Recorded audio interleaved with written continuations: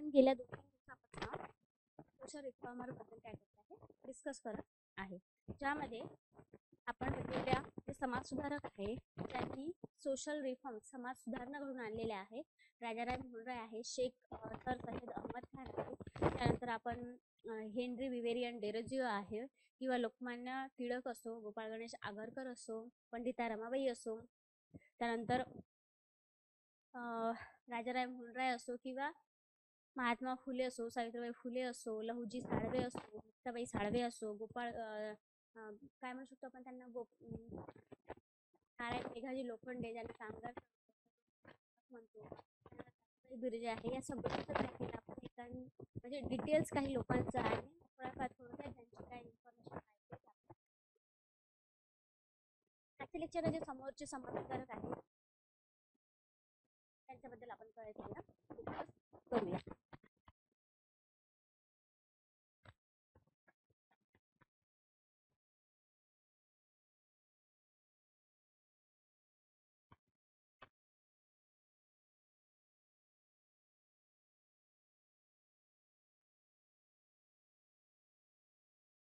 बघा, गोपालकृष्ण गोखले, सरोजिनी नायडू आपण पाहिले आहे, पेरियार रामास्वामी यांची तुम्ही सेल्फ रिस्पेक्टेड मुवमेंट लक्षात ठेवा. 1889 ला त्यांचा काय झालाय जन्म झालाय.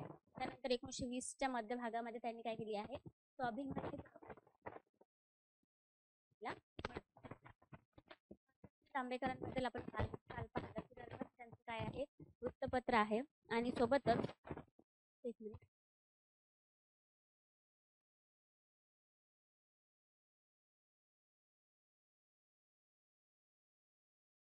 ठीक आहे. म्हणजे दर्पण वृत्ताबद्दल आपण पाहिलेलं आहे की सुरुवातीला त्यांनी वृत्तपत्र 6 जानेवारी त्यांचा जन्मदिवस असल्यामुळे 6 जानेवारी 1832 मध्ये त्यांनी काय केलेलं आहे दर्पण नावाचं पुस्तक काढलेलं होतं. मग त्यामध्ये आपल्याला 6 जानेवारी हा आपण पत्रकार दिवस साजरा करत असतो. त्यांचा आपण बाळशास्त्री जांभेकरांबद्दल विश्लेषण काल आपण पाहिले आहे. आज बघा, आज आपण पाहणार आहे केशवचंद्र सेन. तर केशवचंद्र सेन यांच्याबद्दल केशवचंद्र सेन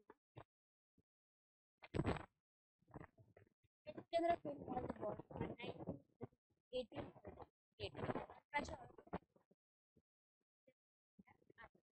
केशवचंद्र सेन जे आहे त्यांचा रेफरन्स आपल्याला ब्राह्मण समाजाशी पाहता येतो. प्रार्थना सभाशी पण आपल्याला काय दिसतं कनेक्शन दिसतं की 1867 मुंबई या ठिकाणी एक प्रसार करण्यासाठी एक भाषण करण्यासाठी गेलेले होते केशवचंद्र सेन. तर अशा वेळेस प्रार्थना समाजाचे जे आत्माराम दादोबा पांडुरंग तरखडकर आहे यांनी आपल्याला माहिती पडतं की ह्या गोष्टी त्यांनी ऐकल्या. त्यांच्या भाषणामुळे जर प्रेरित झाले असेल तर ते प्रेरित झाले आणि त्यांनी प्रार्थना काय केली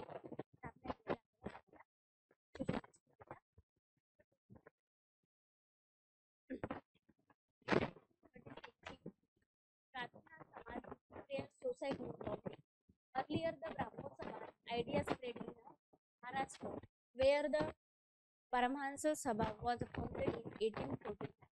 There the emphasis was on monotheism one word rather than on faith. म्हणजे आपल्याला काय सांगता येतं की केशवचंद्र सेन यांचा जन्म 19 नोव्हेंबर 1838 झालेला होता. 1863 मध्ये त्यांनी मुंबईमध्ये काय केलेलं आहे new society 1866 call the Bharatvarshiya Brahmo समाज. ब्राह्मो समाज आणि फरक आहे. केशवचंद्र सेन यांचं तुम्ही काय लक्षात ठेवा की भारतवर्षीय ब्राह्मो समाजाची स्थापना त्यांनी 1866 मध्ये मुंबईमध्ये केल्याचं आपल्याला पाहायला मिळतं. The original society was remain the आदी समाज ओरिजिनल सोसायटी. जे आदी ब्राह्मो समाज आहे आपण त्या दिवशीच्या लेक्चरमध्ये आपण पाहिलं. मी त्याच्याबद्दल तुम्हाला थोडं सांगून देईल की नेमकं जे यांची क्रोनॉलॉजी होती ब्राह्मो समाजाशी केशवचंद्र सेन यांचा कशा संदर्भात रेफरन्स होता ते आपल्याला जर पाहायचं असेल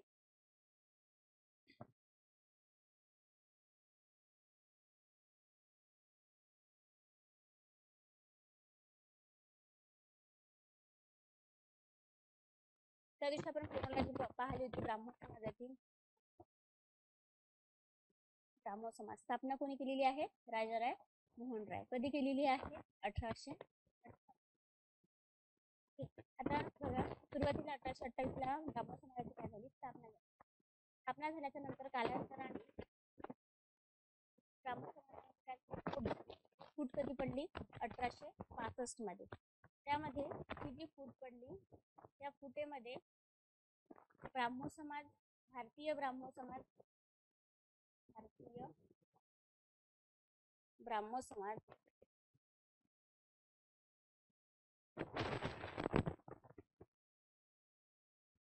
आणि आदी ब्राह्मण समाज असे दोन काय झाले याच्यामध्ये भाग झाले याच्यावाले ब्राह्मण समाजाचे. मग हे भाग झाल्याच्या नंतर आदी ब्राह्मण समाजाचं नेतृत्व देवेंद्रनाथ टागोर यांनी केलं आणि जे भारतीय ब्राह्मण समाज आहे यांचं नेतृत्व केशवचंद्र सेन, ज्याबद्दल आपण काय करत आहे आताच्या लेक्चरला डिस्कस करत आहे, केशवचंद्र सेन. आता यामध्ये फूट पडण्यामागचे कारण काय होते हे जर आपल्याला जाणून घ्यायचं असेल, ब्राह्मण समाजामध्ये अशी का गरज भासली की 1865 मध्ये त्यांनी काय केलेलं आहे की यांच्यामध्ये फूट पडली. तर तत्पूर्वी याचे जे आहे 1843 मध्ये देवेंद्रनाथ टागोर यांनी काय केलं, राजाराम मोहन यांचा काय केलेलं त्यांच्या निधनानंतर मग लक्षात आलं देवेंद्रनाथ टागोरांनी काय केलं होतं, राजाराम मोहन रायच्या नंतर देवेंद्रनाथ टागोर यांनी ब्राह्मण समाजाने काय केले होते, सत्तासूत्रे हाती घेतलेले होते. आणि ही सत्तासूत्रे हाती घेतलेली असल्यामुळे एक मिनिट त्याच्यात मेसेज आहे, आवाज येत आहे क्लिअर. ओके, कदाचित आज माझाही आवाज व्यवस्थित नाही आहे. आता चेक करा ऋतिक सर, आणि नसेल येत तर पुन्हा सांगा. हे बघा, मग 1843 मध्ये काय झालं, याच्या आधी 1843 च्या आधी राजाराम मोहन यांचं निधन झाल्याच्या नंतर देवेंद्रनाथ टागोर आहे किंवा राम बागीश विद्यासागर आहे यांनी काय केलं होतं, तर आपले जे ब्राह्मण समाजाची चळवळ आहे ही चळवळ निरंतर सुरू ठेवण्याचा प्रयत्न केला. देवेंद्रनाथ टागोरांना वाटलं तर केशवचंद्र सेन हे आपल्या याचे त्यांना सचिव बनवावं, की त्यांनी आपल्या धर्माचा आपल्या चळवळीचा काय करावा, प्रसार करावा. यासाठी 1843 मध्ये केशवचंद्र सेन यांना देवेंद्रनाथ टागोर यांनी काय बनवलेलं होतं, सचिव बनवलेलं होतं. कशाचं, तर ब्राह्मण समाजाचं, की जेणेकरून त्यांनी आपल्या मुवमेंट जे आहे ब्राह्मण समाजाचे जे तत्वे आहे त्या तत्वाचा काय करावं, वेगवेगळ्या ठिकाणी जाऊन त्यांनी प्रसार करावा. मग आपण पाहिलं की त्यांनी मुंबईला जेव्हा त्यांनी प्रसार करण्यासाठी गेले 1867 मध्ये, तर तेव्हा 67 मध्ये गेल्याच्या नंतर आत्माराम पांडुरंग तरखडकर जे प्रार्थना समाजाची ज्यांनी काय केलेली आहे, स्थापना केलेली आहे.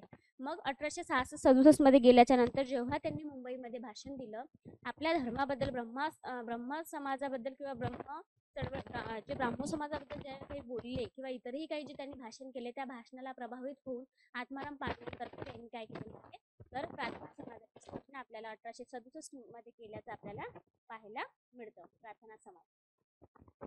मग केशवचंद्र सेनांचाच काय होता, त्यांच्यावर प्रभाव होता. प्रार्थना समाज, राम पांडुरंग तरखडकर.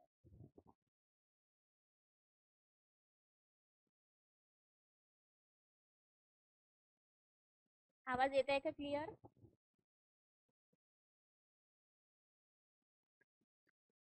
बघा, हे झाल्याच्या नंतर मग 1865 मध्ये फूट पडली. त्या फूट पडण्यामागचे पण मग काय आहे, कारणे आहे. जसं आपल्याला माहिती आहे की 1872 ला काय आहे, तर native marriage act, native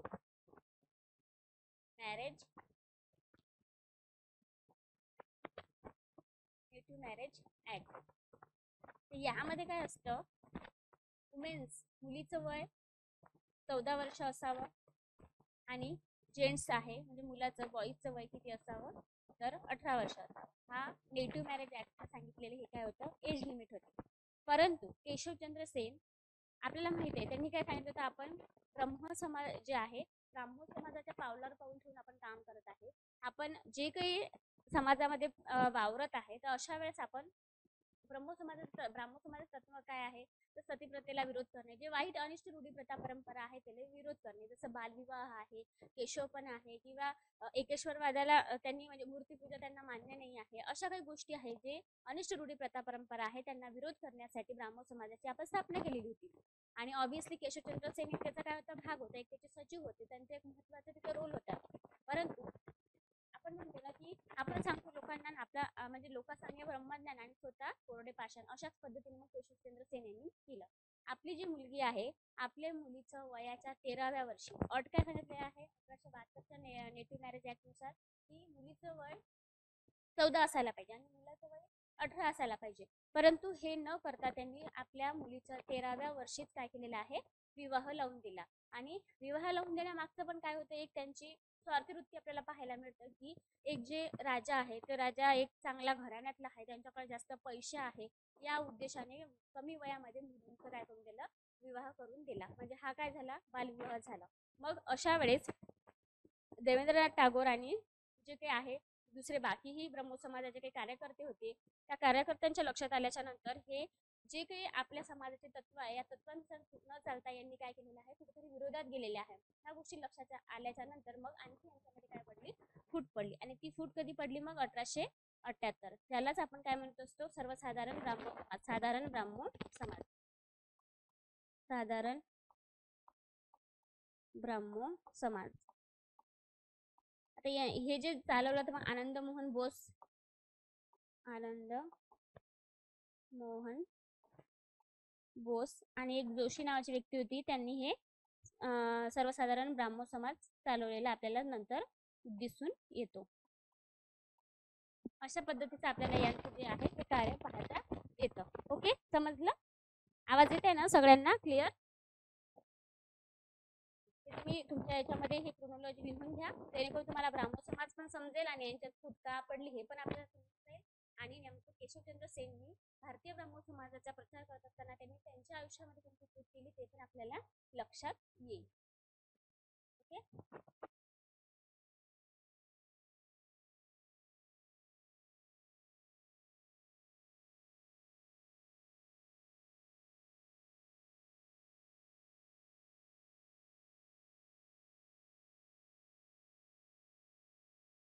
okay, तर बघा त्यामध्ये त्यांनी काय केलं, वेगवेगळ्या आपल्याला माहिती आहे आपल्या समाजामध्ये वेगवेगळ्या काय झाल्या, संस्था स्थापन झाल्या, वेगवेगळ्या चळवळी स्थापन झाल्या, जशा ब्राह्मण समाज आहे, प्रार्थना समाज आहे, सत्यशोधक समाज आहे, परमहंस सभा आहे, किंवा मग मानव धर्म सभा आहे. अशा वेगवेगळ्या काय झाल्या सभा, ज्याला आपण चळवळी म्हणतो, चळवळी स्थापन झाल्या. आता चळवळी स्थापन एक समाज सुधारण्याचा ते काय हे एक उद्देश आहे की जेणेकरून समाजामध्ये असणाऱ्या अनिष्ट रूढी प्रथा परंपरा जर आपल्याला दूर करायचा असेल तर एक मुवमेंट चालवणं, चळवळ चालवणं काय होतं, गरजेचं होतं. आणि त्या उद्देशाने आपण वेगवेगळ्या चळवळी आपण इथं केल्याचं आपल्याला पाहायला मिळतं. मग they rely on the education and the perceptions and not on confrontations with Hindu Orthodox. There was a 4-point social agenda also, which is as follows. Disapproval of the caste system. समाजामध्ये पूर्वीपासूनच जे आहे doctor Babasaheb आंबेडकरांनी म्हटलेलंच आहे, त्यांची व्याख्याच त्यांनी तशी केली आहे, जी जात नाही तिलाच काय म्हटलं जाते, जात. म्हणजे जी कधीही समाजातून नष्ट होत नाही तिलाच जात म्हटल्या जाते. आपल्याला माहिती आहे आपण कितीही प्रयत्न केला किंवा काही केला तरी आपण एखाद्या व्यक्तीला ब्लड डोनेट करताना किंवा एखाद्या व्यक्तीचा ब्लड घेताना आपण काही विचार करत नाही की तुमच्या जातीचा, कोणत्या धर्माचा आहे, कोणत्या पंथाचा आहे, असं विचार न करता आपल्याला फक्त एवढंच दिसते की आपण आपला जीव वाचला पाहिजे, यावर आपला काय फोकस असतो. ते जर आपण विवाह करत असताना एखादी रूढी परंपरा आपण साजरी करत असताना आपल्याला जात नावाची जी काही आहे पद्धत, ही जात आपल्याला काय करतं, आडवी येताना आपल्याला ते पाहायला मिळतं. मग बाबासाहेबांनी ते सांगितलं की समाजामध्ये अशी जी कीड लागलेली आहे ही एक काय आहे, कीड लागली आहे. तुम्हाला माहिती आहे का बाबासाहेब आंबेडकर जे काही महात्मा गांधीजी आहे यांच्यामध्ये दोन एक विरोधाभास आपल्याला पाहायला मिळतो की डॉक्टर बाबासाहेब आंबेडकर म्हणतात की कुठेतरी शहराकडे चला आणि महात्मा गांधीजी काय म्हणतात तर कुठेतरी खेड्याकडे चला. हे काय दोन विरोधाभास आहेत.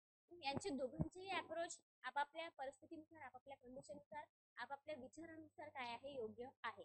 असं जर आपण विचार केला तर महात्मा गांधीजींना असं का वाटायचं की खेड्याकडेच का जायचं, तर आपल्याला माहिती आहे खेड्याकडे जर आपण जर गेलो तर खेड्याकडे कुटीर उद्योग आहे, हस्तउद्योग आहे, सूक्ष्म लघु मध्यम जे उद्योग आहे, असे जे उद्योग आपल्याला पाहायला मिळतं. आता सूक्ष्म लघु मध्यम उद्योगाच्या व्याख्या खूप ब्रॉड आहे, बरं आपल्याला आपण फक्त म्हणण्यापुरतंच आहे की सूक्ष्म उद्योग म्हटलं तर आपण एकदम मायक्रो लेवलवर विचार करू असं नाहीये. त्यांची जर आपण टर्नओव्हर जर पाहिलं किंवा त्यांची गुंतवणुकीचं जर हे पाहिलं तर 50 लाख 50 कोटी करोडाचं त्यांचं काय असतं उलाढाल असतं की त्यांचे आता जे तुम्ही जे अर्थसंकल्प जर पाहिला असेल ना त्यामध्ये तुम्हाला जो 25-26चा जो निर्मला सीतारामन यांनी जे आपले केंद्रीय अर्थमंत्री आहे यांनी काय केलेला आहे आपला 1 फेब्रुवारीला अर्थसंकल्प मांडलेला आहे. त्या अर्थसंकल्पामध्ये तुम्ही जर पाहिलं तर सूक्ष्म लघु मध्यम या व्यवसायाची याची काय केलेली आहे व्याख्या त्यांनी दिलेली आहे. तर ती व्याख्या तुम्ही एकदा चेक करा. तुम्हाला माहिती पडेल की सूक्ष्म लघु मध्यम उद्योग म्हणजे आपण जे आपल्या डोक्यात असते तसं काहीही नाही आहे. ओके. बघा मग जेव्हा काय म्हणते आपण म्हणत होतो की महात्मा गांधीजींनी जेव्हा ही गोष्ट सांगितली तर कसं असतं ग्रामीण भागामध्ये ह्या गोष्टी आपल्याला पाहायला मिळतात. एकमेकांना सहाय्य करणं किंवा एकमेकांना आता आपल्याला माहिती आहे आपल्याकडे जर एखादा व्यक्ती सुतार काम करत असेल आणि शेतकऱ्याला जर आपल्या शेतामध्ये जर एखादं हे लागत यंत्र लागत असेल तर सुतार काम करणारा व्यक्ती काय करतो की ठीक आहे शेतकरी म्हणतो मी तुम्हाला धान्य देईल तुम्ही मला काय द्या. म्हणजे अशी देवाणघेवाणीची पद्धत जी आहे ही देवाणघेवाणीची पद्धत आपल्याला आजही ग्रामीण भागामध्ये काही प्रमाणात पाहायला मिळतं. आणि त्यातही एक सलोख्याचे जे संबंध आहे ग्रामीण भागात जर तुम्ही गेले तर एकही पाहुणा असो किंवा एखादी व्यक्ती असो ते उपाशी राहू शकणार नाही. हे सिच्युएशन आपल्याला काय दिसतं ग्रामीण भागामध्ये दिसतं. म्हणून त्यांचा अप्रोच काय असू शकतं वेगळा असू शकतो. या उद्देशाने त्यांनी म्हटलेलं होतं की खेड्याकडे चला. खेड्याकडेच काय आहे सर्व काही आहे. कारण शहरामध्ये ऑब्व्हियसली औद्योगिकरण झालेलं आहे आणि औद्योगिकरण झाल्यामुळे कामगार वर्गांचे किती श्रमिकांचे किती अन्याय अत्याचार त्यांच्यावर होत आहे ह्या सगळ्या गोष्टी पाहून त्यांनी हा विचार केलेला हा नारा त्यांनी दिलेला आपल्याला पाहायला मिळतो. पण डॉक्टर बाबासाहेब आंबेडकर यांचा जर आपण विचार केला तर त्यांना असं सांगायचं होतं की गावाकडे नाही तर कशाकडे चला शहराकडे चला. कारण त्यांना जे अस्पृश्यतेचे जे चटके मिळाले होते त्या चटकेचा त्यांना काय चांगलाच अनुभव आलेला होता. कारण समाजामध्ये जी ब्राह्मण जे वर्णव्यवस्था होती आणि त्या वर्णव्यवस्थेमध्ये जे शूद्र जातींना जे शूद्र समाजाला जो दलित म्हणतो जो अस्पृश्य म्हणतो यांना आपण एकदम खालच्या याच्यावर काय केलं होतं ठेवलेलं होतं. वरील तिन्ही वर्णाची आपल्याला काय करायची आहे तर सेवा करायची आहे आणि संपूर्ण जीवन त्यांचं हलाखीचं झालेलं होतं. एक व्यक्तीची एक मानव होती त्या अनेक लोकांना काय करायचं होतं साधी पाणी पिण्याचं मंदिरामध्ये जाण्याचं किंवा दुसऱ्याच्या अंगणातून जाण्याची सुद्धा परमिशन नव्हती. इव्हन डॉक्टर बाबासाहेब आंबेडकरांना शाळेत बसून एज्युकेशन सुद्धा घेता येत नव्हतं. अशाच सिच्युएशन मध्ये अशा या अन्यायाची या अस्पृश्यतेची झळ त्यांना लागल्यामुळे त्यांनी सांगितलं की शहराकडे चला. कारण की आज जर तुम्ही पाहता तर एखाद्या शहरामध्ये कोणाचा काहीही संबंध नसतो नाही का. आता जर आपण जर आलो कोणी तर काही कास्ट कोण आहे किंवा कोण आहे तर एका एखादं एक जर सोसायटी असेल तर एका सोसायटीमध्ये विविध धर्माचे विविध पंथांचे विविध जातीचे काय असतं आपल्याला लोकांना पाहायला मिळतं. अशी जी आहे विविध संस्कृती आपल्याला शहरामध्ये पाहायला मिळतात. आपल्याला शिक्षता निर्माण करायचं असेल तर आपल्याला कुठे जावं लागेल तर शहराकडे जावं लागेल. हे दोन गोष्टीचा आपल्याला काय मिळतं विरोधाभास पाहायला. मग जे आहे disapproval of the caste system म्हणजे समाजामध्ये जी कास्ट सिस्टीम आहे जी आपण काय करायला पाहिजे काढून टाकायला पाहिजे यावर त्यांनी फोकस केल्याचं आपल्याला पाहायला मिळतं. Women's education. आता वुमन्स एज्युकेशन महिलांच्या शिक्षणासाठी त्यांनी काम केलेलंच आहे. कारण महिलांच्या शिक्षणासाठी जे बीजे आहे ते 1848 पूर्वीही आपल्याला माहिती आहे ख्रिश्चन मिशनरांनी रोवलेले माहिती आहे आपल्याला. मुंबईमध्ये नाना शंकरसेठ यांनी सुद्धा 1848 मध्येच काय केलेली आहे तर मुलींची शाळा सुरू केलेली आहे. ठीक आहे त्यांचं क्षेत्र मर्यादित असू शकते की कुठेतरी घरातीलच आपल्या ओळखीच्या 2-4 मुली त्यांनी घेऊन शिकवलेल्या असेल परंतु सुरुवात होणं काय होतं महत्वाचं होतं. मग 1848 मध्ये जगन्नाथ शंकरसेठ ज्यांना आपण नाना शंकरसेठ असं म्हणतो ज्यांना आपण मुंबईचे शिल्पकार म्हणतो अशा व्यक्तींनी सुद्धा काय केलेले आहे महिला शिक्षणाचे बीज आपल्याला रोवलेलं पाहायला मिळतं. आणि त्यातच केशवचंद्र सेन आहे यांची जे एक आपण चळवळ म्हणतो यांनी जे यांच्या आपल्या ब्राह्मण समाजाचा असतो किंवा प्रार्थना समाजाला ते प्रेरित झालेले असतो किंवा त्यांच्या आपल्या विचाराचा प्रचार करत असताना त्यांनी विधवा जे आहे विधवा पुनर्विवाह झालं पाहिजे महिलांना शिक्षण मिळालं पाहिजे समाजातील कास्ट सिस्टीम आहे ती आपण काढून टाकायला पाहिजे अशा विचारावर त्यांनी काय केलं होतं फोकस केलेलं होतं. त्यानंतर विडो रिमॅरेज ज्यालाच आपण म्हणू शकतो विधवा पुनर्विवाह. आता विधवा पुनर्विवाह आपण पाहिलं की 1856 मध्ये आपण काय केलेलं आहे त्याचा विधवा पुनर्विवाहाचा ऍक्ट आपण केल्याचं पाहिलेलं आहे की त्यामध्ये ईश्वरचंद्र विद्यासागर आहे यांचं एक महत्वपूर्ण रोल आपल्याला तिथं पाहायला मिळतं की जेणेकरून समाजामध्ये किंवा एक व्हाईसरॉयकडे त्यांनी काय केलेलं आहे मागणी घातलेली आहे की जो समाजामध्ये असणारा विधवांचा विवाह होणं काय आहे गरजेचं आहे, कारण की तेव्हाची सिच्युएशन कमी वयामध्ये लग्न व्हायचं आणि साथीचे आधार असायचे, वेगवेगळे युद्ध असायचे आणि या युद्धामध्ये पतीचं निधन झाल्याच्या नंतर एका व्यक्तीला जीवन जगणं, एका व्यक्तीला जीवन जगणं आणि त्यातही समाजाचं जे स्टिग्मा आहे, समाजाची जी वाईट नजर आहे, याला जर आळा घालायचा असेल तर विधवा पुनर्विवाह घेऊन आणणं काय होतं गरजेचं होतं. आणि ईश्वरचंद्र विद्यासागर यांच्या प्रेरणेतून, यांच्या महत्वपूर्ण भूमिकेतून आपल्याला 1856 मध्ये विधवा पुनर्विवाह कायदा झाल्याचं आपल्याला पाहायला मिळतं. जेव्हा आपण समोर पाहू की स्वातंत्र्यपूर्वी काही कायदे झालेले आहेत, स्वातंत्र्यानंतर सुद्धा काही कायदे झालेले आहेत, त्यामध्ये मग स्वातंत्र्यपूर्व कोणते झाले आणि स्वातंत्र्यानंतर कोणते झाले याचे आपण पाहूया.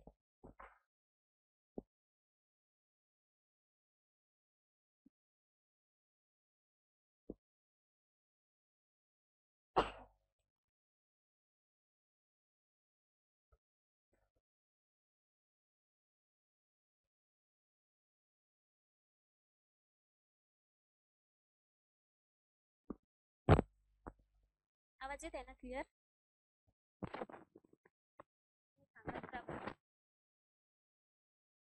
Raising the age of marriage for both, म्हणजे जे विवाहाचं वय आहे ते विवाहाचं वय आपण काय करायला पाहिजे, वाढवायला पाहिजे. याच्यामध्ये आपण काय करायला पाहिजे, जो ठरलेला आहे जो नेटिव्ह मॅरेज ऍक्ट आहे 1874 मध्ये, सॉरी 1872 मध्ये नेटिव्ह मॅरेज ऍक्ट आहे, त्याबद्दल तुम्हाला काय असायला पाहिजे, माहिती असायला पाहिजे की नेमकं विवाहाचं वय किती सांगितलेलं आहे. एक मिनिट तुम्हाला सांगते मी. नेटिव्ह मॅरेज ऍक्ट 3 जे ऍक्ट आहे किंवा ते आपल्याला माहिती असणं काय आहे गरजेचं आहे, त्यामुळे मी तुम्हाला ते सांगणार आहे नेमकं यामध्ये कोणते कोणते नेटिव्ह मॅरेज ऍक्ट मध्ये गोष्टी सांगितलेल्या आहेत. जसं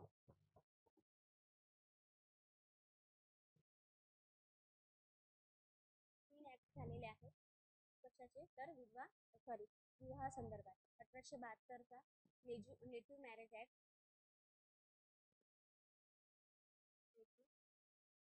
मॅरेज ऍक्ट. त्यानंतर आहे 1829, त्यामध्ये आपल्याला सांगता येतं की शारदा कायदा आपण त्याला म्हणतो.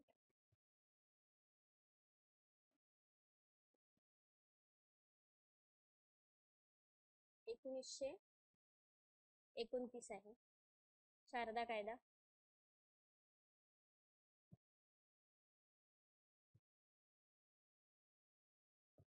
आणि मग आहे 1976 लोकसंख्या धोरण. लोकसंख्या धोरण, हे लोकसंख्या धोरण मध्ये हे पहिले लोकसंख्या धोरण आहे आपल्या भारताचं. पहिले लोकसंख्या धोरण, लोकसंख्या धोरण. आणि त्यानंतर दुसरं लोकसंख्या धोरण कधी आहे, 2000चं सेकंड लोकसंख्या धोरण. याच्यावर पण प्रश्न विचारतात, मी तुम्हाला हे सांगितलेलं आहे. ओके, आता बघा मॅरेज ऍक्ट आपण जेव्हा पाहतो तेव्हा आपल्याला माहिती पडतं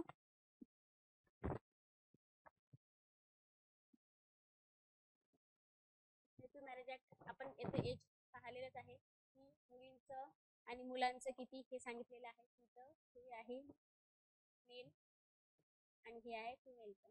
शारदा ऍक्ट आहे तशाच पद्धतीने आपल्याला पाहायला मिळतं की याही ऍक्टमध्ये तशीच तरतूद पाहायला मिळतं.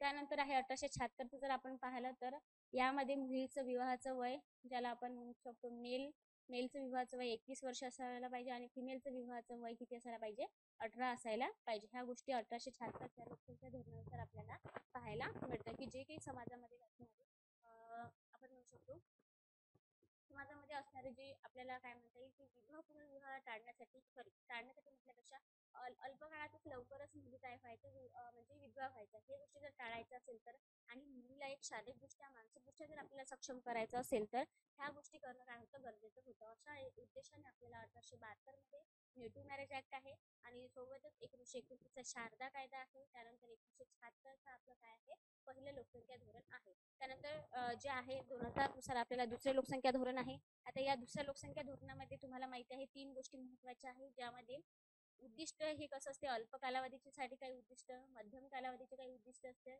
मध्यवधी, आणि त्यानंतर दीर्घ कालावधीचे काय असतात उद्दिष्ट असतात. दीर्घ कालावधी हे उद्दिष्ट ठरवत असतो आपण.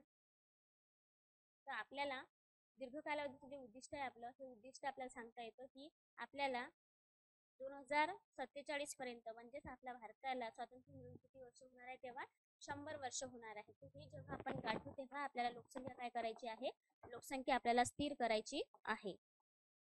ही आपल्याला लोकसंख्या धोरण 2000 नुसार सांगितलं काय आहे, ऑब्जेक्ट आहे. अल्प कालावधीचे काही उद्दिष्ट होते हे तेव्हाच्या नुसार तुम्हाला माहिती आहे की नॅशनल हेल्थ प्रोग्राम असतो, ज्याला आपण रूरल नॅशनल हेल्थ प्रोग्राम असो किंवा मग आपण सांगू शकतो की अर्बन एरियामधला असो नॅशनल हेल्थ प्रोग्राम. याच्या अंतर्गत आपल्याला सांगता येतं की नर्स आहे किंवा मग गोळ्या औषधी प्रोव्हाइड वगैरे करणं आहे, ह्या गोष्टी आपल्याला अल्प कालावधीसाठी ह्या पाहता येतं. त्यानंतर माता मृत्यूदर आहे आणि अर्भक मृत्यूदर आहे, हे आपल्याला काय करायचं आहे, तर अर्भक मृत्यूदर हा आपल्याला 0.1 पर्यंत आणायचा आहे. अशा पद्धतीचं काय आहे, आपल्या मध्य कालावधीचं असणारं उद्दिष्ट आपल्याला 2000च्या लोकसंख्या धोरणानुसार सांगता येतं. ह्या गोष्टी तुम्हाला काय असायला पाहिजे, माहिती असायला पाहिजे, कारण की पेपरला विचारल्या जातात. सस्टेनेबल डेव्हलपमेंट तुम्ही पाहिलं असेल तर सस्टेनेबल डेव्हलपमेंट बद्दल सुद्धा पेपरला विचारलेला आहे. सस्टेनेबल डेव्हलपमेंट गोल किती आहे सांगू शकता का तुम्ही? सस्टेनेबल डेव्हलपमेंट गोल, एनी आयडिया सांगू शकाल का कोणी? सस्टेनेबल डेव्हलपमेंट गोल ज्यालाच आपण काय म्हणतो की ज्याला आपण म्हणत असतो शाश्वत विकास. Online student, any idea? Sustainable development goal याच्याबद्दल पेपर 1 ला पण विचारल्या जातात आणि पेपर 2 ला पण विचारल्या जातात. ओके, सस्टेनेबल डेव्हलपमेंट गोल हा पर्यावरणाचा भाग आपल्या पेपर 1 ला येतो आणि आपल्यामध्ये सोशल जे काही आहे ज्याला आपण सोशल प्लॅनिंग आहे, सोशल काही डेव्हलपमेंट याच्या उद्देशाने वेगवेगळे काय करत असतो, फॉर्म करत असतो वेगवेगळ्या पॉलिसीज अंतर्गत. त्यामध्ये आपल्याला सस्टेनेबल डेव्हलपमेंट हे आपल्याला पाहता येतं. ते पण एक वेगवेगळा टॉपिक आहे, तेही आपण काय करूया, वेगळ्या लेक्चरला पाहूया. ते टोटल 17 गोल आहे. आता बघा, द प्रार्थना समाज had as its prominent leader Mahadev Govind Ranade. म्हणजेच जर महत्वाची भूमिका जर कोणी दिसते प्रार्थना समाजामध्ये तर न्यायमूर्ती महादेव गोविंद रानडे. त्यानंतर आपल्याला माहिती आहे की 1842 ते 1901, त्यानंतर R.G. भांडारकर यांचं एक महत्वपूर्ण योगदान आहे. त्यानंतर N.G. चंदावरकर आहे, याचे योगदान आहे. अशा प्रार्थना समाजाचे महत्वपूर्ण व्यक्ती आपल्याला काय मिळतं, यामध्ये पाहायला मिळतं. आता त्यानंतर आहे मेधाताई पाटकर. आता मेधाताई पाटकरांबद्दल आपल्याला जर अभ्यास करायचा असेल, ते पण एक काय आहे, एक सोशल रिफॉर्मर आहे की त्यांनीही महत्वाचे रोल आपल्या याच्यामध्ये काय केलेले आहे, प्ले केलेले आहे.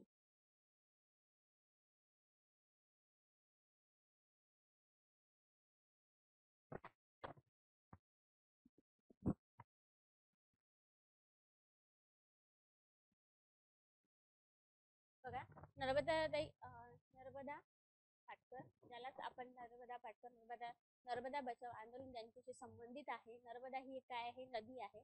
त्या नदीच्या याच्यानुसार काय केलेलं आहे, ती एक पश्चिम वाहिनी नदी आपल्याला पाहायला मिळते. त्यामध्ये आपल्याला सांगता येतं की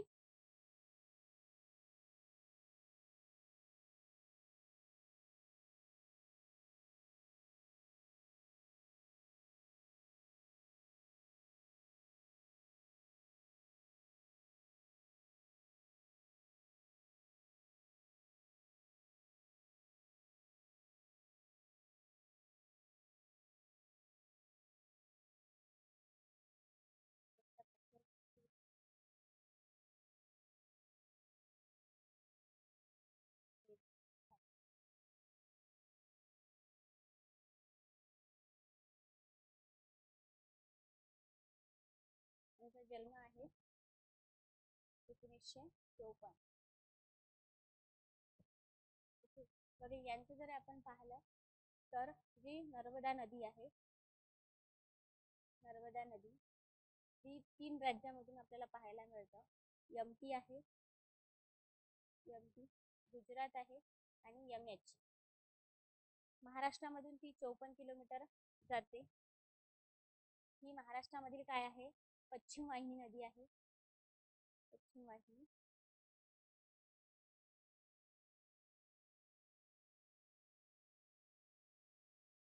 आपल्याला माहिती आहे की जी नर्मदा नदी आहे या नर्मदा नदीचा आपण जेव्हा पाहतो तेव्हा आपल्याला लक्षात येतं की ह्या गोष्टी ज्या आहे नर्मदा नदीबद्दल आपण जेव्हा पाहतो पश्चिम वाहिनी नदी आहे जे की पूर्व वाहिनी नदी नाही आहे. म्हणजे जे अरबी समुद्राला आपल्या महाराष्ट्राच्या भारताच्या पश्चिमेकडे असणारे जो समुद्र आहे जो अरबी समुद्र आहे हा अरबी समुद्राला जाऊन मिळणारी ही काय आहे नदी आहे. आणि या नदीच्या संदर्भात आपण जे पाहतो तर सर्वात महत्वाचं आहे या नदीवर काय बांधलेलं होतं सरदार सरोवर. सरदार सरोवर किंवा डॅम म्हणू शकतो आपण.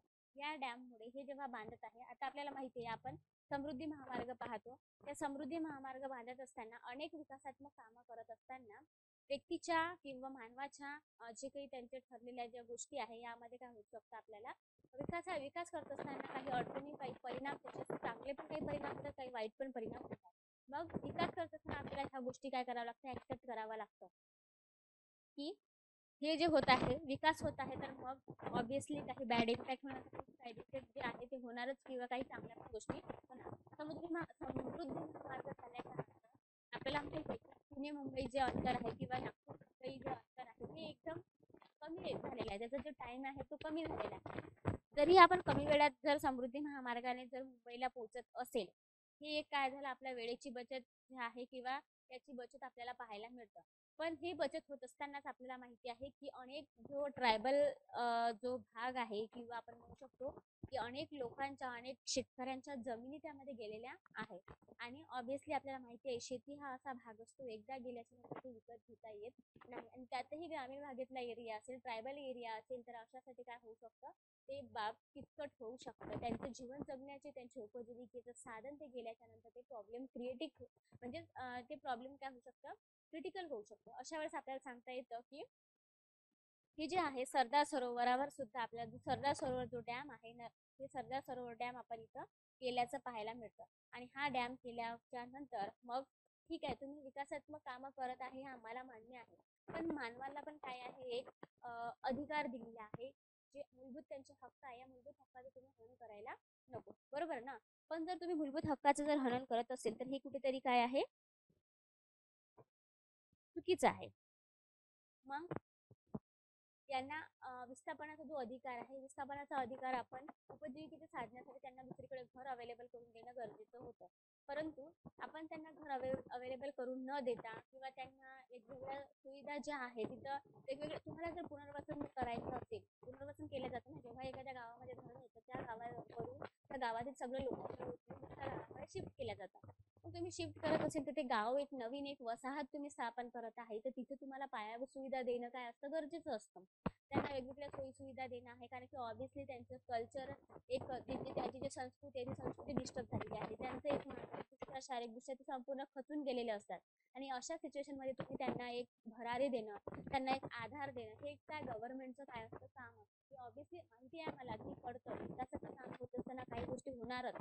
पण त्या उद्देशाने तुम्ही त्यांना सपोर्ट करणं ह्या पण गोष्टी काय असणं गरजेच्या असतात. तुम्हाला माहिती असेल की प्रकल्पग्रस्त जे असतात ना त्यांना एमपीएससी यूपीएससी किंवा एक्झाम मध्ये कोणत्याही एक्झाम मध्ये काय केलं जातं त्यांना आरक्षण दिलं जातं. हे आरक्षण देण्यामागचं पण कारण काय आहे हेच आहे. म्हणजे त्यांचा जो कट ऑफ असतो ना तो जो नॉर्मल ओबीसी कॅटेगरीतला ओपन कॅटेगरीतला जो कट ऑफ लागतो तो जास्त लागतो. आणि त्यांच्या तुलनेमध्ये जो प्रकल्पग्रस्त एरिया आहे त्यांना त्यांना आपल्याला माहिती आहे की त्यांच्यावर वेगवेगळ्या क्रिटिकल प्रॉब्लेम झालेले आहेत. या सिच्युएशन ते एका ठिकाणी दुसऱ्या परिस्थितीकडे त्यांचं काय झालेलं आहे विस्थापन झालेलं आहे. आणि याच्यामध्ये या पिरियड्समध्ये त्यांचा अभ्यास झालेला नसेल किंवा काही त्यांच्या याही प्रॉब्लेम मधून ते व्यक्ती एक सक्षम पद्धतीने काय करत आहे अभ्यास करत आहे या गोष्टी लक्षात घेऊन काय केलं जातं त्यांना आरक्षण त्यामध्ये दिल्या जातं. कमी याच्यामध्ये त्यांचा कट ऑफ लागतो आणि त्यांची काय होतं त्या ठिकाणी सिलेक्शन पण होतात. आता जे सरदार सरोवर आहे हे सरदार सरोवर बद्दल आपल्याला सांगायचं आहे तर हे जे होत असताना विस्थापन होत असताना त्यांना सोयी सुविधा दिल्या नाही. अशा वेळेस मग नर्मदा जे आपण मेधा पाटकर म्हणतो यांनी मेधा पाटकर यांनी काय घेतला पुढाकार घेतला आणि 1985 मध्ये त्यांनी नर्मदा बचाव आंदोलन काय केलेलं आहे सुरू केलेलं आहे. नर्मदा बचाव आंदोलन 1995. त्यांचा नारा काय होता कोही नहीं हटेगा म्हणजे एक त्यांचा नारा होता तेव्हा मी तुम्हाला सांगते ते नारा काय तर कोही नहीं हटेगा कोही हटेगा, बांध बांध नहीं बनेगा, हा त्यांनी काय दिलेला होता, नारा दिलेला होता. ऑब्विसली देणं काय पडलं त्यांना, हा नारा भाग पडलं की जर तुम्ही जर आम्हाला हे देत नसेल,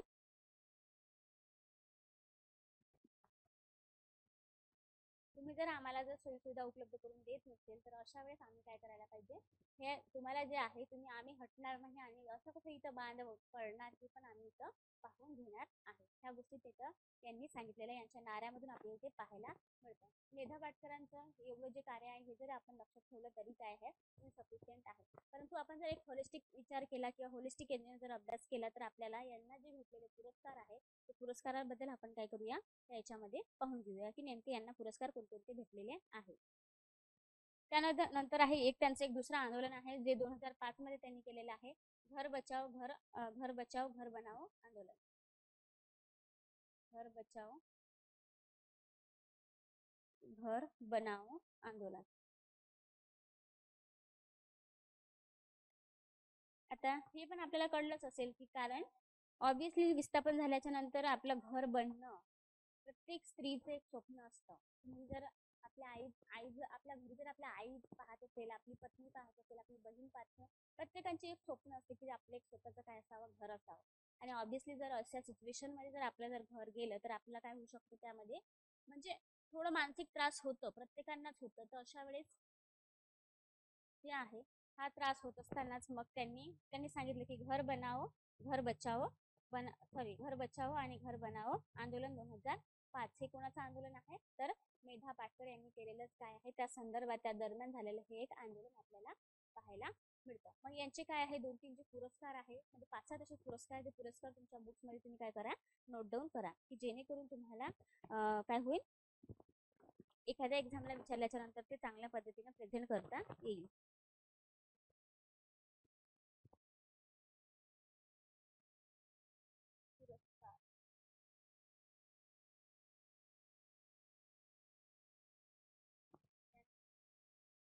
तर टेरेसा टेरेसा अवॉर्ड मिळालेला आहे.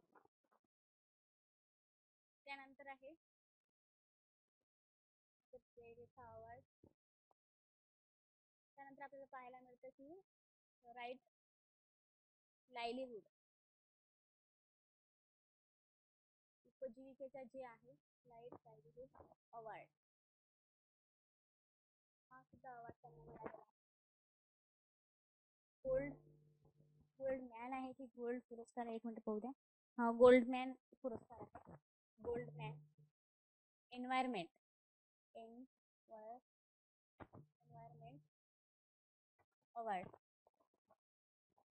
हा पण त्यांना काय मिळाला, एक अवॉर्ड मिळालेला आहे.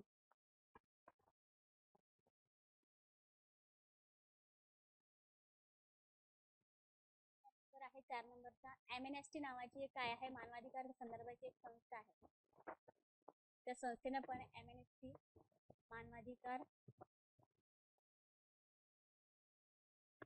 अवॉर्ड दिलेला आहे. मानवाधिकार अवॉर्ड हे पण लक्षात ठेवा. ॲम्नेस्टी नावाची एक मानवाधिकार संदर्भात काय आहे, एक संस्था आहे. हे तुम्हाला माहिती असायला पाहिजे आणि हे तुम्ही तुमच्या नोटबुकमध्ये लिहून घ्या. ओके, बस हे झालं आपलं नर्मदा बचाव आंदोलन संदर्भात. किंवा मेधाताई पाटकर हे एक काय आहे, सोशल रिफॉर्मर आहे.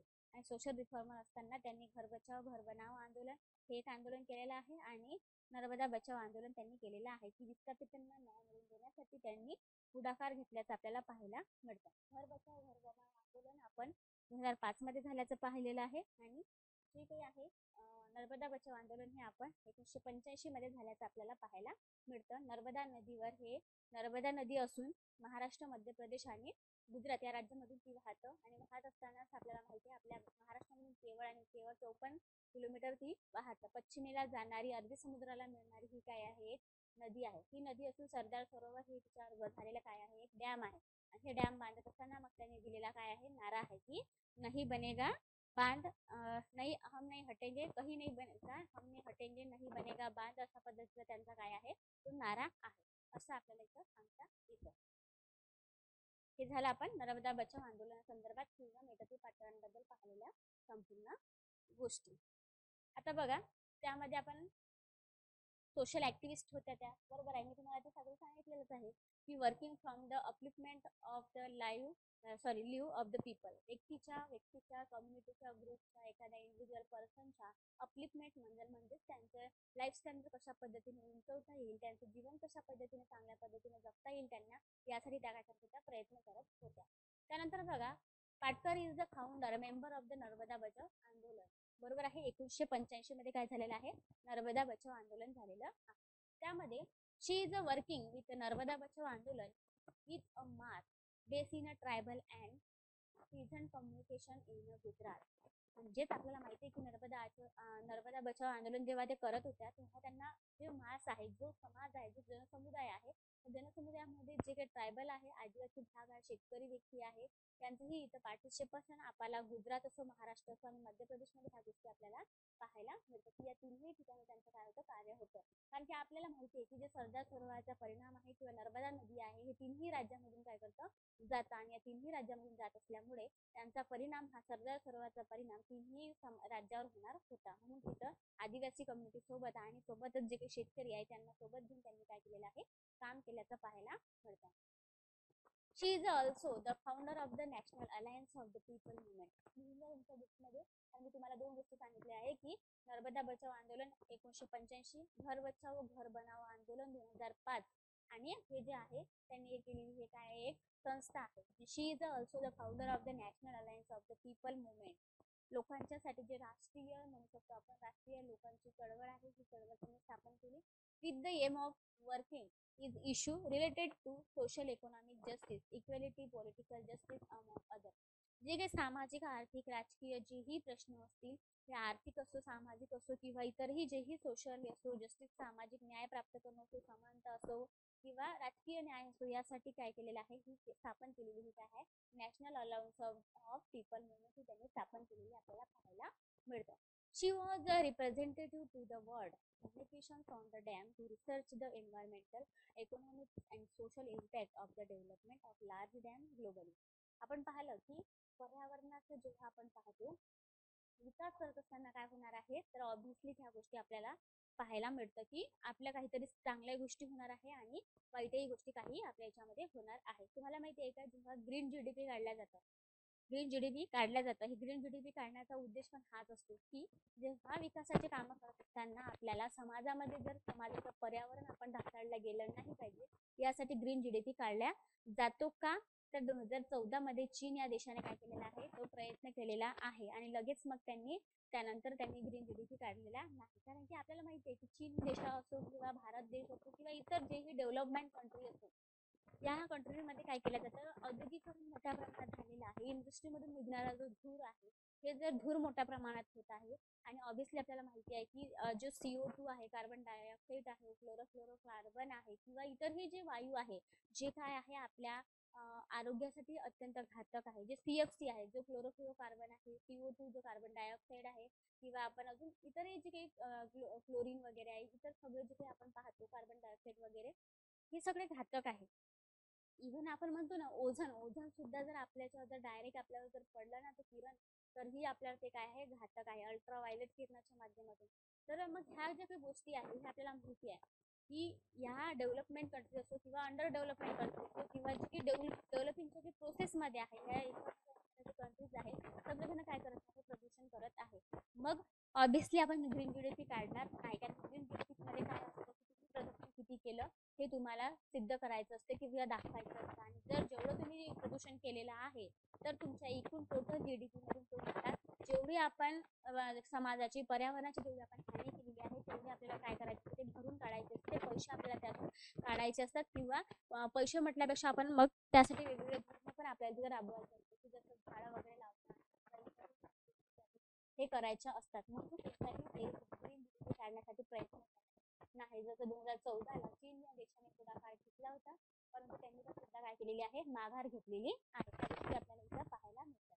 तर बघा, मग मी तेच सांगते की बघा यांना काय करायचं आहे की सामाजिक, आर्थिक, सांस्कृतिक दृष्टिकोनातून आपल्याला सांगता येतं की मेधावी पाटकरांना ते सांगायचं होतं की तुम्ही पुनर्वसन करून द्या. तुम्ही ज्या व्यक्तींचं तुम्ही उपजीविकेचे साधने तुम्ही हिरावून घेतलेले आहे त्या व्यक्तींना एक व्यक्ती म्हणून त्यांना न्याय देण्यासाठी तुम्ही काय करा, प्रयत्न करा, अशा गोष्टी त्यांनी तिथं सांगितलेल्या होत्या. कारण की तसंही आपल्याला माहिती आहे की आपल्या भारतीय राज्यघटनेमध्ये आपण जेव्हा पाहतो तेव्हा तिथं सांगितलेलं आहे की जे आपल्याला सामाजिक आपली जी प्रास्ताविक आहे त्या प्रास्ताविकेमध्ये सांगितलंय की आपल्याला व्यक्तीला सामाजिक, आर्थिक आणि राजकीय काय द्यायला पाहिजे, आपण न्याय द्यायला पाहिजे. स्वातंत्र्य कसं द्यायला पाहिजे याच्यावर पण प्रश्न असतात एक्झाम मध्ये की स्वातंत्र्य कसं द्यायला पाहिजे, की दर्जाची, संधीची आणि समानता, हे जे म्हणतो आपण ही समानता झाली. स्वातंत्र्य देत असताना त्यांनी जे आपण तुम्ही प्रस्तावना जेव्हा वाचताना तेव्हा रीड करताना पण व्यवस्थित रीड करायची की आम्ही भारताचे लोक, भारतातील सार्वभौम समाजवादी धर्मनिरपेक्ष लोकशाही गणराज्य घेण्याचा, हे जो क्रोनॉलॉजी आहे ना की समाजवादी हा शब्द कधी आहे, गणराज्य हा शब्द कधी आहे, लोकशाही हा शब्द कधी आहे, यावर सुद्धा काय केलं जाते वेगवेगळ्या एक्झामला, इव्हन आपल्या सेटमेटच्या एक्झामला पण यावर काय केलेले आहे, प्रश्न विचारलेले आहेत. संधीची आणि समानता, संधीची आणि काय म्हणू शकतो आपण दर्जाची, संधीची आणि दर्जाची काय असायला पाहिजे, समानता असायला पाहिजे. सामाजिक आणि आर्थिक आणि राजकीय काय असायला पाहिजे, न्याय असायला पाहिजे. ह्या गोष्टी तुम्ही काय करा, लक्षात ठेवा. ओके, आता बघा त्यानंतर आपण आपले सोशल रिफॉर्मर राहिलेले आहे. आवाज नाही येत आहे का? सॉरी मॅम,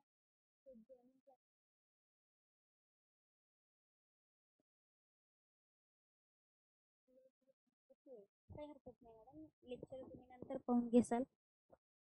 प्रियंका मॅडम, आपलं लेक्चर मी हे सांगितलेलं आहे, गेल्या आपण जेव्हा लेक्चर सुरू केलेलं आहे त्या लेक्चरपासून मी तुम्हाला काय काय गोष्टी सांगितलेल्या आहे की आपण केशवचंद्र सेन यांच्याबद्दल डिटेल एक्सप्लेनेशन पाहिलं आहे की नेमकं आपण ब्राह्मण समाजाबद्दलचं एक्सप्लेनेशन पाहिलेलंच होतं.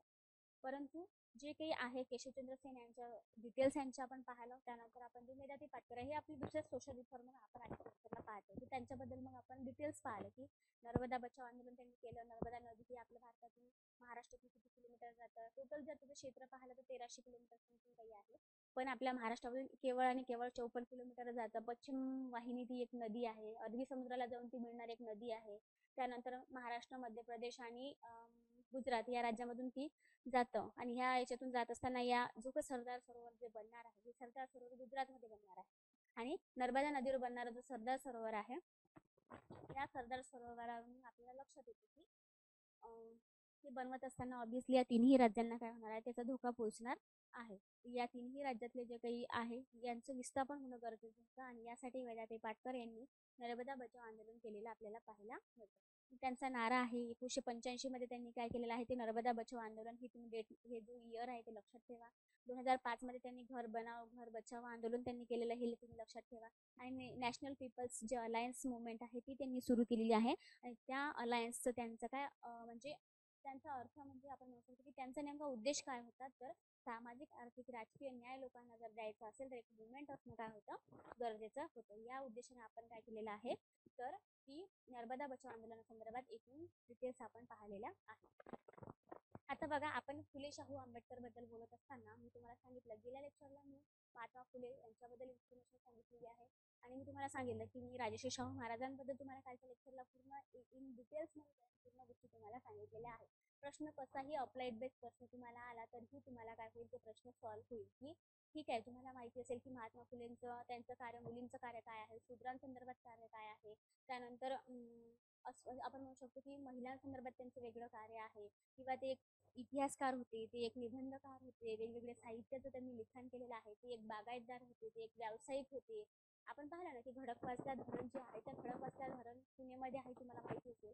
खडकवासला धरणवर जे आहे हे जेव्हा बांधकाम करत होते, ते बांधकाम करत असताना त्यांना गिट्टी किंवा विटा देण्याचं काम जे आहे हे आपल्याला जे महात्मा फुले यांची जी कंपनी होती या कंपनीतून दिल्याचं एक कॉन्ट्रॅक्टर म्हणून त्यांनी काय केलेलं आहे, काम केल्याचं आपल्याला पाहायला मिळतं. एक आणखी आपण काय केलं आहे, हडपसर येथे त्यांनी 100 एकर काय घेतली होती, जमीन घेतली होती. म्हणजे बागायतदार, म्हणजे जे काही आपण खडकवासल्याला डॅम बांधलेला आहे त्या डॅमचं पाणी हडपसरच्या जमिनीला देऊन त्यांनी उत्तम शेती केल्याचंही उदाहरण आपल्याला महात्मा फुले यांचं पाहायला मिळतं. लहुजी साळवेंचंही काम आपण पाहिलं, मुक्ता साळवेंचंही काम पाहिलं, एकंदरीत नारायण मेघाजी लोखंडेचं आपण काम पाहिलेलं आहे. म्हणजे जेही गोष्टी इम्पॉर्टंट आहेत त्याही गोष्टी तुम्हाला काय केलेलं आहे, सांगण्याचा प्रयत्न केलेला आहे. आता आणखी आपले समाजसुधारक बरेच आहे की ज्याही गोष्टी आपल्याला काय आहे, आपल्या सोशल वर्कच्या रिलेटेड आहे, आणि त्या आपल्याला पाहणं काय आहे, गरजेचं आहे. त्यामध्ये तुम्हाला मी आज ताराबाई मोडक सांगते आणि एक जे आहे महात्मा गांधीजी यांच्याबद्दल पण आपण काय करूया, थोड्याफार प्रमाणात इन्फॉर्मेशन पाहून घेऊया की जेणेकरून तुम्हाला चांगल्या पद्धतीने ते सांगता येईल किंवा एक्सप्लेन करता येईल. एक्झाम कोणतीही असेल तरी त्याला तुम्हाला चांगल्या पद्धतीने फेस करता येईल. आता बघा, आपण ही जे आहे स्वातंत्र्यपूर्व आणि स्वातंत्र्यानंतरची की चळवळी झालेल्या, चळवळी नाही तर कायदे कोणते झाले आहेत कोणते नाही झाले आहे याचं आपण पाहूया समोर. त्याही आधी तुम्हाला जे सोशल रिफॉर्मर आहे त्याबद्दल सांगते. आजच्या लेक्चरला मी तुम्हाला महात्मा गांधीजी सांगून देते, उद्याच्या लेक्चरला मी डॉक्टर बाबासाहेब आंबेडकर आणि आणखी एक जे महत्वाचे जगन्नाथ शंकर शेठ पण महत्वाचे होते त्याही बद्दल तुम्हाला मी सांगून देते की जेणेकरून तुम्हाला चांगल्या पद्धतीने ते करता येईल.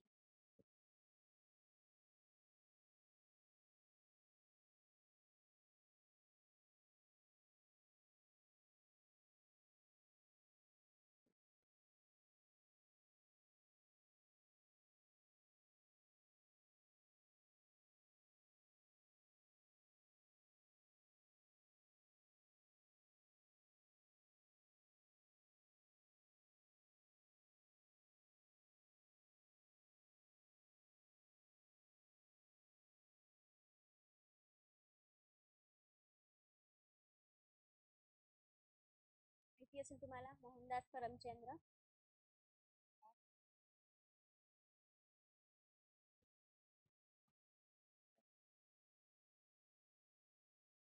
तुम्हाला मी काल सांगितलं होतं महात्मा ही पदवी कोणी दिलेली आहे महात्मा गांधीजींना. कालच्याच लेक्चरला मी सांगितलेलं आहे. प्लीज मला तुम्ही सांगा, काय चॅटमध्ये सांगा किंवा कसं सांगायचं तर तुम्ही सांगा. महात्मा गांधीजींना महात्मा ही पदवी कोणी दिलेली आहे. यांचा जन्म बघा 2 ऑक्टोबर आपल्याला माहिती आहे. 2 ऑक्टोबर 1869 मध्ये यांचा काय झालेला आहे, जन्म झालेला आहे.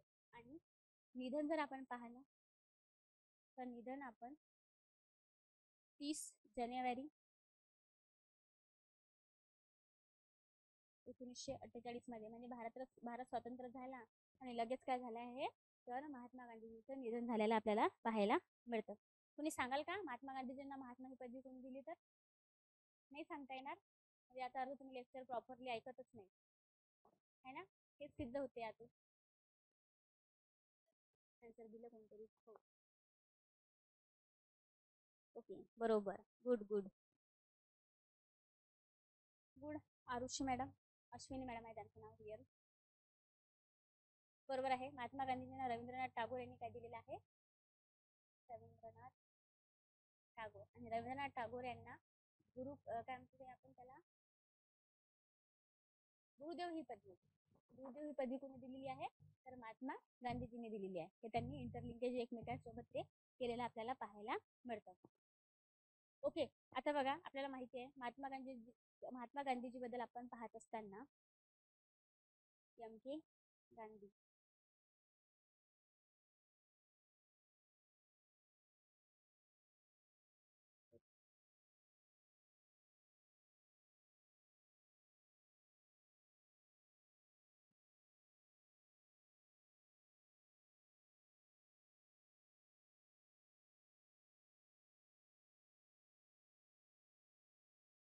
विविध लोकांचा यांच्यावर काय होता, प्रभाव होता. विविध विचारवंतांचा, विविध विचारवंतांचा प्रभाव. आईचं नाव माहिती असेल तुम्हाला, आईचं नाव होतं पुतळाबाई. हे प्रश्न विचारत नाही बरं, पण ठीक आहे, आपल्याला आपल्या सोशल जे ऍक्टिव्हिस्ट आहे किंवा सोशल रिफॉर्मर आहे त्यांच्याबद्दल काही गोष्टी आपल्याला माहिती असणं काय असतं, गरजेचं असतं. म्हणून तुम्ही लक्षात ठेवणं गरजेचं आहे. ठीक आहे, लक्षात ठेवलं नाही ठेवलं तरी एवढा फरक पडणार नाही. त्यानंतर स्वदेशी चळवळ,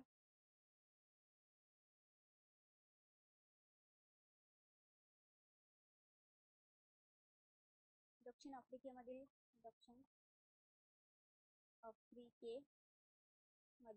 कार्य. असे जे मी डायग्राम काढते ना तशाच टाईप मधून डायग्राम काढायची जेणेकरून तुम्हाला पेपरला लवकर लक्षात येऊन जाईल. एका याच्यामध्ये क्रोनॉलॉजी काय होते लक्षात येतं. 1894 मध्ये नाताळ काँग्रेसची स्थापना केली होती त्यांनी. नाताळ काँग्रेस स्थापना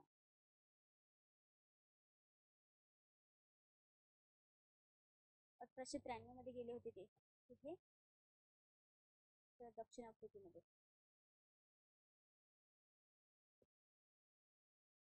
इंग्लंड इंग्लंडमध्ये वकिलीचे एज्युकेशन घेण्यासाठी गेले आणि तिथेच मग त्यांनी 1890-91 मध्ये काय झाली, वकिली कंप्लीट केली होती. एज्युकेशन. त्यानंतर त्यांचं विविध काय आहे बघा, चंपारण्य सत्याग्रह किंवा लढा म्हणू शकतो आपण. चंपाग्रह झाल्या हे 1917 आहे. त्यानंतर अहमदाबाद लढा, हा गिरणी कामगारांचा लढा होता. हा 1918 आहे. पण याच्यामध्ये असे पण प्रश्न विचारतात की इयर जरी सारखं असेल तरी फरक आहे. हे फेब्रुवारी 1918 आहे. आणि ते आहे खेडा सत्याग्रह आहे. हा खेडा सत्याग्रह एप्रिल 1918 आहे. याची क्रोनॉलॉजी तुम्हाला विचारतो की आधी अहमदाबादचा आधी काय झालं, चंपारण्य सत्याग्रह झाला. चंपारण्य हा ठिकाण बिहार मधल्या ठिकाणी आहे. त्यानंतर इथे नीळ कामगारांचा होता. हा अहमदाबाद लढा कामगारांचा होता, जेणे गिरणी कामगारांना आपण. आणि खेडा सत्याग्रह आहे, हे पण एक शेतकऱ्यांसंदर्भात असणारा त्यांच्यावर लागणाऱ्या जाचक अटीबद्दल ते पाहायला आपल्याला मिळतं. असे हे झाले. खेडा हा गुजरात मधलं असलेले काय आहेत ठिकाण. आणखीच त्याचसोबत आपण पाहत असताना त्यांचे वेगवेगळे जे आहे सत्याग्रहाचे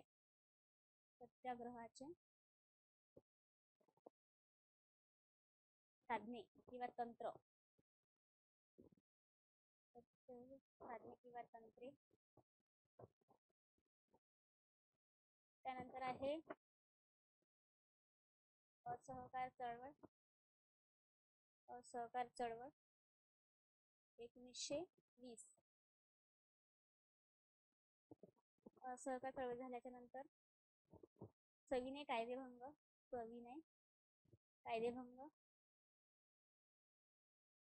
1930. एक लक्षात ठेवा. 1942 ला त्याने दिलेला नारा चले जाओ आंदोलन, चळवळ. 1919 ला झालेला रौलेट कायदा त्यालाच गांधीजी यांनी काय म्हटलेलं आहे, काळा कायदा म्हटल्याचं आपल्याला पाहायला मिळतं. त्यानंतर इथं आणखी लक्षात ठेवा, first and second world war यांच्यामध्ये काय होता यांचा सहभाग. अशा पद्धतीचं आपण आता काय करूया, डिस्कस करूया की नेमकं यांनी कशा पद्धतीने ते सांगितलेलं आहे. तुम्ही संपूर्ण जे सांगितलेलं आहे गोष्टी ते तुम्ही तुमच्या नोटबुक मध्ये लिहून घ्या.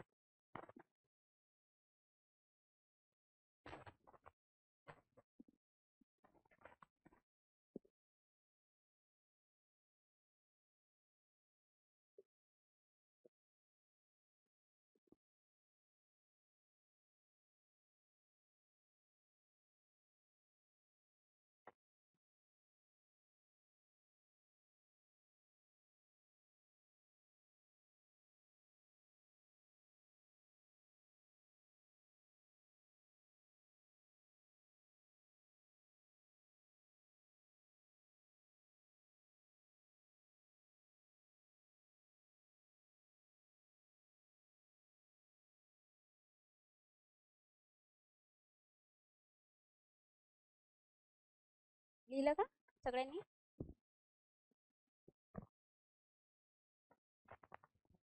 लिहिलं असेल असं मी गृहीत धरते.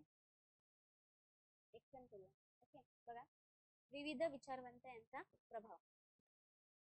काही गोष्टी सुटल्या हे तुम्ही लक्षात ठेवा. त्याचा फोटो काढून घ्या तुमच्या मोबाईल मध्ये. तुम्ही जर लिहिलं नसेल तर मला एक एक गोष्ट आठवण करून द्या, मी एक्सप्लेन करते. कारण की आपल्याला याचं बोर्डचं काम पडेल आणि मग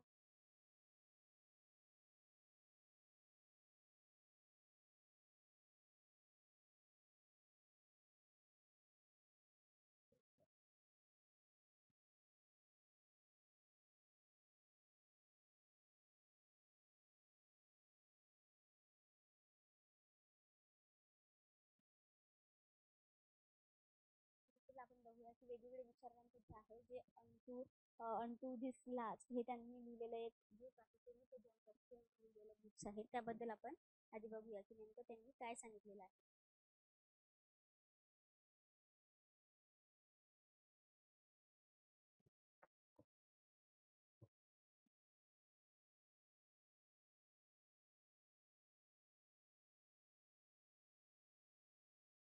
विविध विचारवंत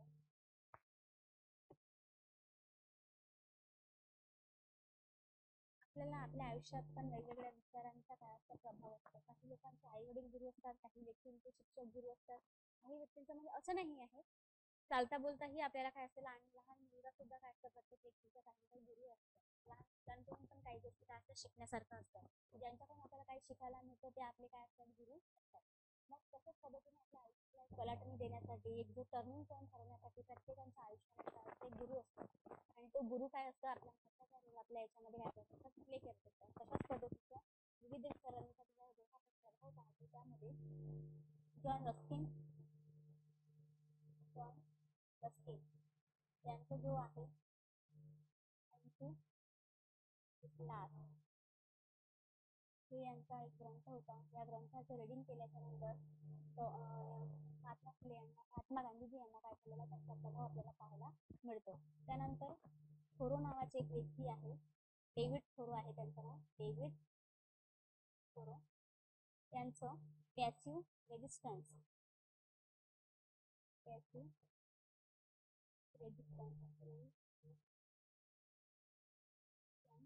नावाचं काय आहे बुक आहे. त्यांचाही प्रभाव आपल्याला गांधीजींवर पडल्याचं पाहायला मिळतं. आणि एक आहे टॉल्स्टॉय यांचं त्यांचे विचार होते की सत्य अहिंसा याबद्दल त्यांचे काय होते सत्य अहिंसा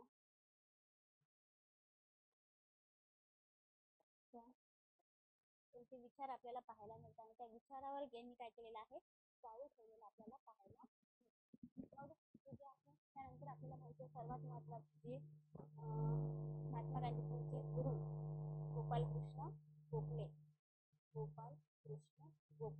गोपालकृष्ण गोखले यांना काय म्हटलं जातं राजकीय गुरु म्हटलं जातं.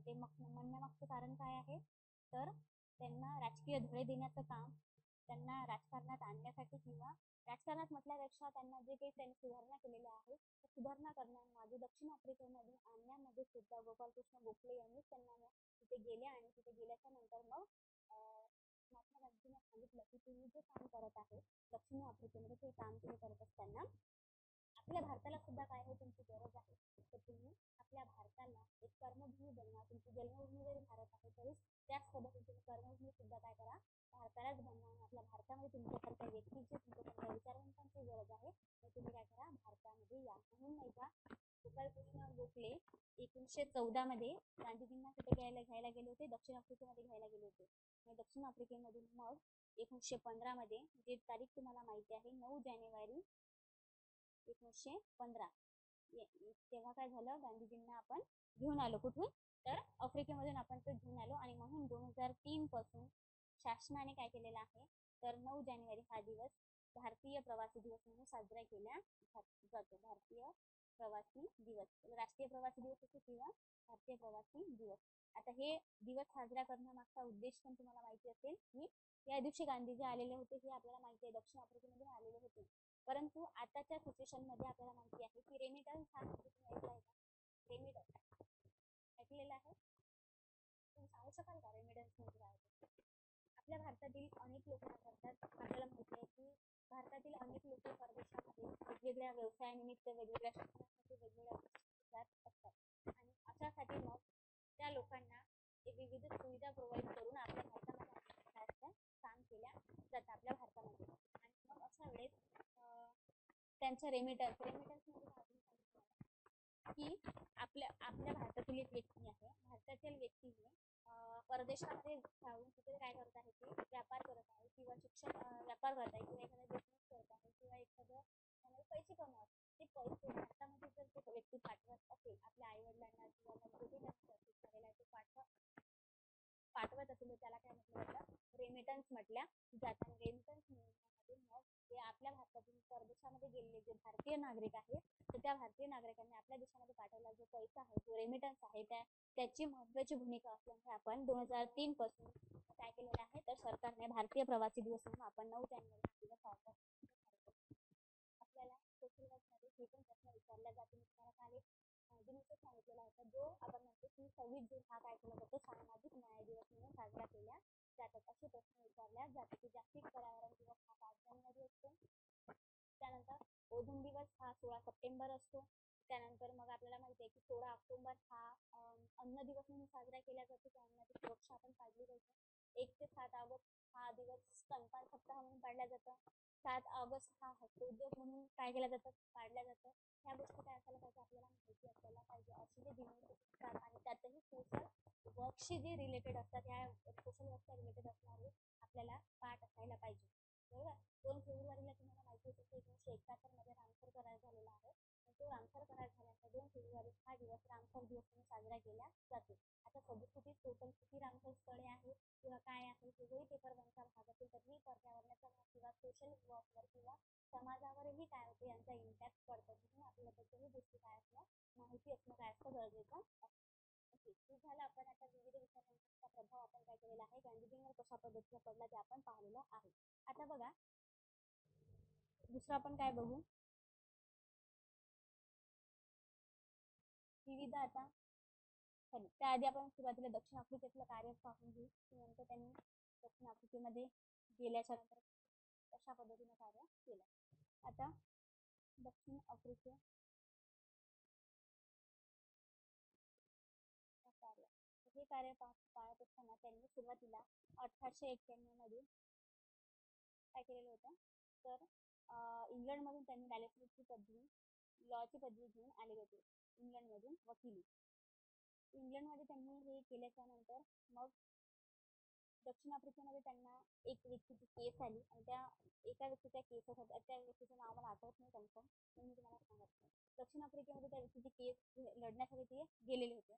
ते गेल्याच्या नंतर मग 1893 मध्ये ते कुठे गेले तर दक्षिण आफ्रिकेमध्ये गेले. दक्षिण आफ्रिकेमध्ये गेल्याच्या नंतर त्यांना रेल्वेच्या याच्यामध्ये प्रवास करत असताना रेल्वेच्या डब्यामधून प्रवास करत असताना काळे आणि गोरे असा भेद तिथं वर्णभेद केल्याचं आपल्याला पाहायला मिळतं. आणि हे गोष्टी लक्षात आल्याच्या नंतर त्यांनी तेव्हाच ठरवलं की आपण काय करायला पाहिजे इथं जे आहे ते चेंजेस आपण घडून आणायला पाहिजे आणि त्यांच्यामध्ये मोठ्या पद्धतीने जे परिवर्तन जे झालेलं आहे ते परिवर्तन मग याचमुळे आपल्याला झालेलं पाहायला मिळतं की आपल्याला काय करायचं आहे चेंजेस करायचं आहे. मग नंतर 1894 मध्ये त्यांनी इथे नाताळ काँग्रेसची काय केलेली आहे नाताळ काँग्रेस हे लक्षात ठेवा बरं. तुम्हाला असं वाटत नाही की आपण जेव्हा असं अचानक प्रश्न विचारल्यानंतर नाताळ काँग्रेसची स्थापना कोणी केली आपल्या सहजासहजी लक्षात येत नाही की नेमकं जास्त लक्षात महात्मा गांधीजींनीच ती केलेली असावी असं आपल्या लक्षात येत नाही. तुम्ही परफेक्ट लक्षात ठेवा की 1894 मध्ये नाताळ काँग्रेसची काय केली आहे यांनी स्थापना केल्याचं आपल्याला पाहायला मिळतं. त्यानंतर आपल्याला सांगता येतं की 1906 मध्ये सुद्धा काय होते गांधीजी दक्षिण आफ्रिकेलाच होते. मग तत्पूर्वी जर आपण विचार केला 1906च्या पूर्वी जर आपण विचार केला तर 1994 मध्ये मग ते काय झाले 1994-95 मध्ये ते भारतात येऊन गेले आणि सर्वप्रथम जर आपण पाहिलं तर 1896 मध्ये गोपालकृष्ण गोखले त्यांचे राजकीय गुरु आणि एम.के. गांधी यांची काय झालेली आहे इथं सर्वप्रथम भेट आपल्याला 1896 मध्ये झाल्याचं पाहायला मिळतं. मग त्यानंतर भेट झाल्याच्या नंतर जे प्रॉब्लेम होते कुठे दक्षिण आफ्रिकेमध्ये दक्षिण आफ्रिकेमधले प्रॉब्लेम सॉल्व्ह करण्यासाठी सर्वप्रथम 1906 मध्ये सत्याग्रह जे आहे सत्याग्रह काय एक तंत्र आहे समाजामधल्या वाईट रूढी प्रथा परंपरा किंवा समाजामध्ये काही चेंजेस घेऊन आणायचं असेल तर सत्याग्रह करणं काय एक तंत्र आहे आणि त्या माध्यमातून त्यांनी काय केलेलं आहे सत्याग्रहाचा 1906 मध्ये सर्वप्रथम वापर केल्याचा आपल्याला पाहायला मिळतं. मग हे जे काही आहे वापर केला हे सगळ्या गोष्टी झाल्या हे सगळं होत असताना भारतामध्ये इकडे वेगवेगळे काय प्रॉब्लेम चालू होते आपल्याला माहिती आहे कुठेतरी सिच्युएशन क्रिएट होत चाललेलं होतं. मग अशा वेळेस लक्षात आलं लोकमान्य टिळकांची कुठेतरी तब्येत होत होती. फिरोजशहा जो मेहता आहे हे पण आपल्याला माहिती आहे मवाळ विचारसरणी आहे. मवाळ आणि जहाल हे तुम्हाला माहिती असेल असं मी कन्सिडर करते की जहाल म्हणजे त्यांची विचारसरणी आहे हे तिथे लाथ मारेल तिथे पाणी काढेल अशा पद्धतीचे जे आहे ते जहाल विचार करणे की कोणालाही अर्ज विनंत्या न करता डायरेक्टली जे आहे ते आपण स्वतंत्र मागणी याला आपण जहाल विचार करणे म्हणतो. जहाल विचार करणे त्यानंतर लोकमान्य टिळक होते आपण पाहिलेलं आहे. त्यानंतर लाल बाल पाल जे म्हणतो ना आपण लाल बाल पाल तुम्हाला फुल फॉर्म माहिती असेल. लाल बाल पाल, लाला लजपतराय, बाळ गंगाधर टिळक आणि बिपिनचंद्र पाल हे जे आहे आपल्याला जहाल विचारसरणीचे पाहायला मिळतात. आणि जे मवाळ विचारसरणीचे आहे फिरोजशाह मेहता आहे, गोपाळ गणेश आगरकर आहे, महात्मा गांधीजी आहे, असे जे व्यक्ती होते हे काय मवाळ विचारसरणीचे होते. ठीक आहे. आपल्याला जर स्वातंत्र्य मिळवायचं असेल तर आपण काय म्हणू शकतो एका अर्ज आहे, विनंत्या आहे किंवा सत्य अहिंसा या मार्गाने आपण काय करायचं आपल्याला स्वातंत्र्य मिळवायचं. अशा पद्धतीनं काय करायचे इंग्रजांसमोर काय करायचे न्याय मागण्याचा प्रयत्न करायचे, अर्ज करायचे, विनंत्या करायचे की आम्हाला स्वातंत्र्य द्या, आम्हाला स्वातंत्र्य मिळतं, आम्हाला कायदे मिळत काय द्या, आम्हाला कायदे मिळत नाही, आमचे अधिकारांचा मान्यता हे द्या, आम्हाला अर्थसंकल्प मांडण्याचा अधिकार द्या, आम्हाला मतदानाचा अधिकार द्या, इव्हन आमचे मत काय आहे ते मत तुम्ही समजून घ्या. अशा मागण्या ते काय करत होते आपले गांधीजी करत होते. मग इथे आपल्याला माहिती आहे की हे जे चाललेला जो कार्यभार होता हा जो काही आहे सत्याग्रहाचा त्यांनी वापर केला. हे करत असतानाच मग दक्षिण आफ्रिकेतून ते वकिलीचे एज्युकेशन घेऊन आले. ते सगळ्या गोष्टी झाल्या. त्यांनी केस लढली, ती केस त्यांनी जिंकली. केस जिंकल्यामुळे त्या लोकांवर दक्षिण आफ्रिकेच्या लोकांवर प्रभाव पडला. गांधीजीचा हा जे आहे त्याच्याबद्दल विश्वास निर्माण झाला आणि त्यांचे एक महत्त्वपूर्ण ॲक्शन दक्षिण आफ्रिकेमध्ये आपल्याला पाहायला मिळतात. आजही जरी तुम्ही विचार केला तर महात्मा गांधीजींना काय केलं जातं, विचारलं जातं. संपूर्ण देशामध्ये संपूर्ण भारतामध्ये काय केलं जातं, महात्मा गांधीजींची ओळख आहे. आता 2 ऑक्टोबर दिवस आपल्याला 2 ऑक्टोबर दिवस त्यांचा जन्मदिवस म्हणून आपण कोणता दिवस साजरा करतो तर अहिंसा जो दिवस आहे तो दिवस आपण साजरा करत असतो. हा एक त्याच्या रिलेटेड काय आहे क्वेश्चन आहे, हे पण तुम्हाला माहिती असायला हवा. ओके. आता त्यामध्ये बघा मग हे जेव्हा करत असतानाच आपल्या भारतामध्ये मग म्हणजे की आपले नंतर जे गोखले होते गोपालकृष्ण गोखले राष्ट्रीय गुरु महात्मा गांधीजी त्यांना आणायला गेले आणि त्यांना घेऊन आले की चला भारतामध्ये पण काय आहे सिच्युएशन क्रिएट आहे आणि क्रिटिकल आहे आणि तुम्ही काय करा आणि अशा वेळेस गांधीजी वाटत पाहिजे कोणी मला घ्यायला येईल का आणि जायचं. मग ऑब्व्हियसली गांधीजी आले आणि गांधीजी आल्यानंतर त्यांना मग आल्याच्यानंतर फिरोजशाह मेहताशी त्यांची काय भेट झाली कारण की फिरोजशाह मेहता वयाने काही जास्त होते आणि त्यानंतर वयाने जास्त असून पण आपल्याला सांगायचं मवाळ विचारसरणी जे होते त्यांच्यावरच कुठेतरी फिरोजशाह मेहता असो गोपाळ गोखले होते यांच्यानुसार काय झालं होतं भारतामध्ये किंवा टिळक असो यांच्यानुसार कार्यभार चालत होता. परंतु लोकमान्य टिळकांची तब्येत थोडीफार घेत होतं आणि त्यानंतर फिरोजशाह मेहताची तब्येत काय झाली होती ढासळलेली होती. या सिच्युएशनमध्ये मग फिरोजशाह मेहतांनी त्यांना एक सांगितलं की तुम्ही आता समाजाचा अभ्यास करत असताना काय करा. त्यानंतर गोपालकृष्ण गोखलेंनी सांगितलं की समाजाचा अभ्यास करत असताना तुम्ही डोळ्यावर कानावर काय पूर्ण कानावर आणि एखाद्या तोंडाची काय हात तुम्हाला माहिती असेल ना की आपण म्हणतो की गांधीजी की 3 बंदर आपण म्हणतो की कानावर हात ठेवणं, डोक्यावर हात ठेवणं, कानावर डोळ्यावर आणि तोंडावर आपण हात ठेवलं ते मागचं कारणच तेच आहे. गोपालकृष्ण गोखले यांनी महात्मा गांधीजींना जेव्हा दक्षिण आफ्रिकेतून जेव्हा ते भारतात आले तेव्हा त्यांना सांगितलं की तुम्ही आता काय करा कानावर हात ठेवा, तोंडावर हात ठेवा आणि डोळ्याने नुसतं काय करा भारत. म्हणून मग गांधीजींनी उत्तरेपासून दक्षिणपर्यंत आणि पूर्वेपासून तर पश्चिमेपर्यंत पूर्ण भारत भ्रमण केलं. ज्याही समस्या आहेत त्या समस्या सोडवण्यासाठी आपल्याला काय करावं लागेल तर आधी त्यांनी विचार केला की आपल्याला काय करावं लागेल की आपण जो वेश परिधान करतो जो आपण परिधान करतो जो ड्रेस जो काही आहे वकिलीचा जो आहे आपण जो कोट घालतो हे कोट न घालता आपण आपल्या जेव्हा आपण भारतामध्ये आल्याच्यानंतर त्यांनी जर सुरुवातीला काय केलं असेल तर त्यांनी आपला जो वेश आपण परिधान करतो त्या वेशाचं त्यांनी काय केलेलं आहे त्याग केलेला आहे. अर्धनग्न जे आपण म्हणतो त्यांना ते आपण आता त्यांचा काय करतो वेश पाहतो. कारण ते वेश करण्यामागचं कारण आहे की समाजामध्ये गेल्याच्या नंतर कम्युनिटीमधील लोकांनी आपल्याला त्यांचे प्रॉब्लेम सांगायला हवं. जर आजही आपण जर विचार केला जर आपण गावातून गेल्याच्या नंतर ॲज अ सोशल वर्कर म्हणून आपण जेव्हा गावात जातो तेव्हा जर आपण आपल्याच ॲटिट्यूडमध्ये असेल आपण त्यांच्या काही गोष्टी ऐकणार नाही आपण आपलीच लँग्वेज यूज करणार तर ते लोक त्यांचे प्रॉब्लेम सांगणार नाही. जेव्हा आपण काय करणार की आपण त्यांच्यामध्ये जाऊन तिथे जाऊन त्यांच्यासारखा रोल प्ले करत असेल तरच ते लोक काय करणार आपल्याला त्यांचे प्रॉब्लेम सांगणार. हे गांधीजींनी चांगलं समजून घेतलेलं होतं आणि म्हणून त्यांनी काय केलेलं आहे तर आपला वेश हा परिधान जो करत होते ते सोडून त्यांनी साधा जो ड्रेस आहे तो परिधान करणार ते तेव्हापासून त्या काही प्रॉब्लेम आहे ते त्यांना माहिती पडली. मग हे माहिती पडत असताना आपण बघूया समोर मग काय झालं.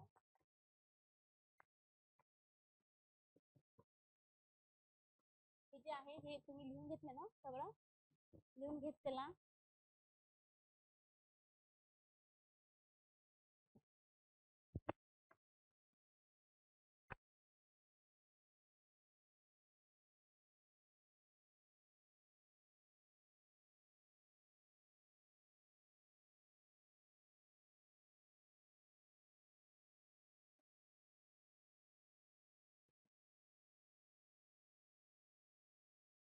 दिसतो ना,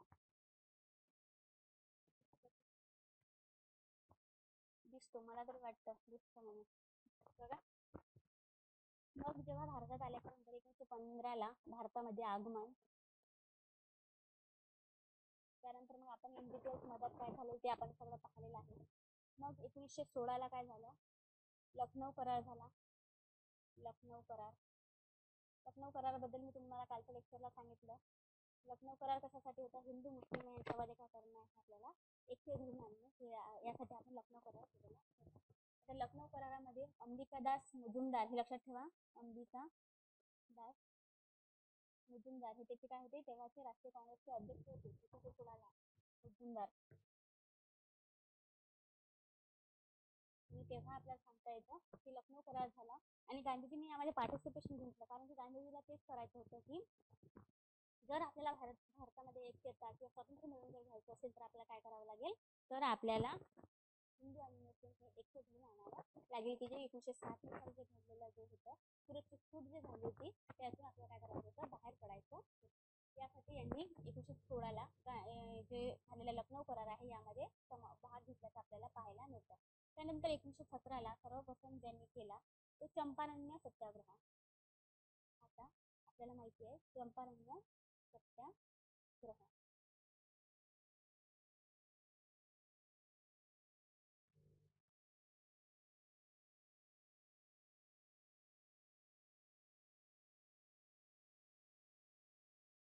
आता हा जो होता 1917ला केलेला सत्याग्रह, हा सत्याग्रह कशा संदर्भात होता, नीळ कामगार. नीळ कामगार म्हटल्यापेक्षा नीळ शेती जे करायला लावत होती त्याच्या संदर्भात ही होता. जसं आपल्याला माहिती आहे नगदी पिकं, माहिती आहे का तुम्हाला, नगदी पिकं कशाला म्हटलं जातं, नगदी पिकं कशाला म्हटल्या जातात.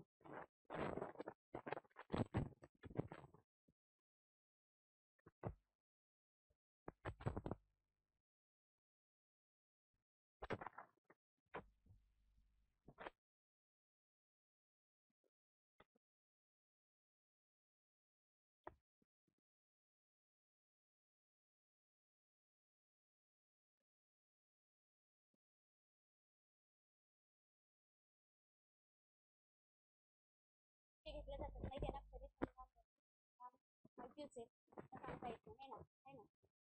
ओके, बघा, तो हंगाम, खरीप हंगाम कशाला म्हटलं जातो, जो पावसाळ्यात घेतला जातो, जो पावसाळ्यात जे पीक घेतल्या जाते त्याला आपण खरीप हंगाम म्हणत असतो, आणि जो हिवाळ्यात जे पिकं घेतल्या जाते त्याला आपण रब्बी हंगाम म्हणत असतो. आपल्याला काय होतं यामध्ये कन्फ्युजन होतं, भरड धान्य आहे किंवा मग आणखी काय म्हणू शकतो आपण, 2023 हे वर्ष नाही का भरड धान्य वर्ष म्हणून साजरा केलेला. लक्षात ठेवा, इतकी गोष्ट आहे, हे कशाची, करंट अफेअरचा प्रश्न आहे. 2023 हे भरड धान्य वर्ष, भरड धान्य वर्ष म्हणून जाहीर केलं होतं संयुक्त राष्ट्र संघटनेने. 2024 हे उंच दिवस, उंच वर्ष, उंचांचं वर्ष म्हणून साजरं केलं होतं, उंचांचे वर्ष. आणि आता 2025 हे वर्ष सहकार वर्ष, कोऑपरेटिव्ह सहकार वर्ष म्हणून काय केलेलं आहे, साजरं केलं जाणार आहे.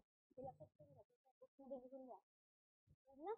2023 हे भरड धान्य वर्ष, 2024 हे उंचांचे वर्ष आणि 2025 हे सहकार वर्ष. अशा पद्धतीने काय करा तुम्ही तुमच्या बुक्स मध्ये ते लिहून ठेवा.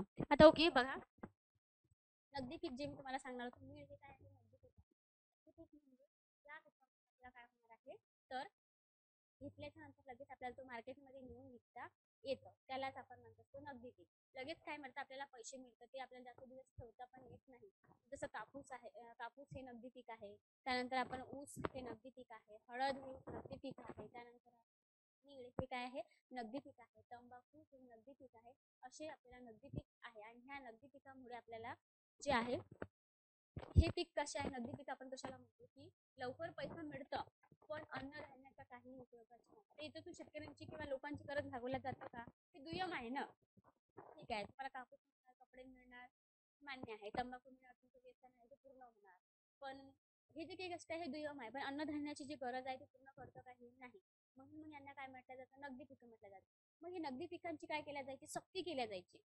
कोणावर, आणि या नगदी पिकांमुळे या नगदी पिकांना खूप पाणी लागतं शेतीला, आणि शेतीला पाणी लागत असल्यामुळे मग शेती काय होतं, काही दिवसांना कालांतरानं खाऱ्या पद्धतीची बनतं, आणि त्यामुळे मग जमीन एकदम जास्त पाणी लागत असल्यामुळे ती जमीन काही दिवसांना नापीक बनतं. हे आपल्याला पाहायला मिळतं. आणि मग जे काही हे होते, काय म्हणतो आपण, इंग्रज होते, हे नीळ पिकं घेण्यासाठी सक्ती करायचे. आणि त्याच पद्धतीने तर तीन काठिया पद्धत इथे लागू होती. तीन काठिया पद्धत हे काय आहे, टॅक्स गोळा करण्याची एक पद्धत आहे. आणि मग तीन काठिया पद्धतीमुळे लोकांवर काय झालेलं होतं, त्यांना एक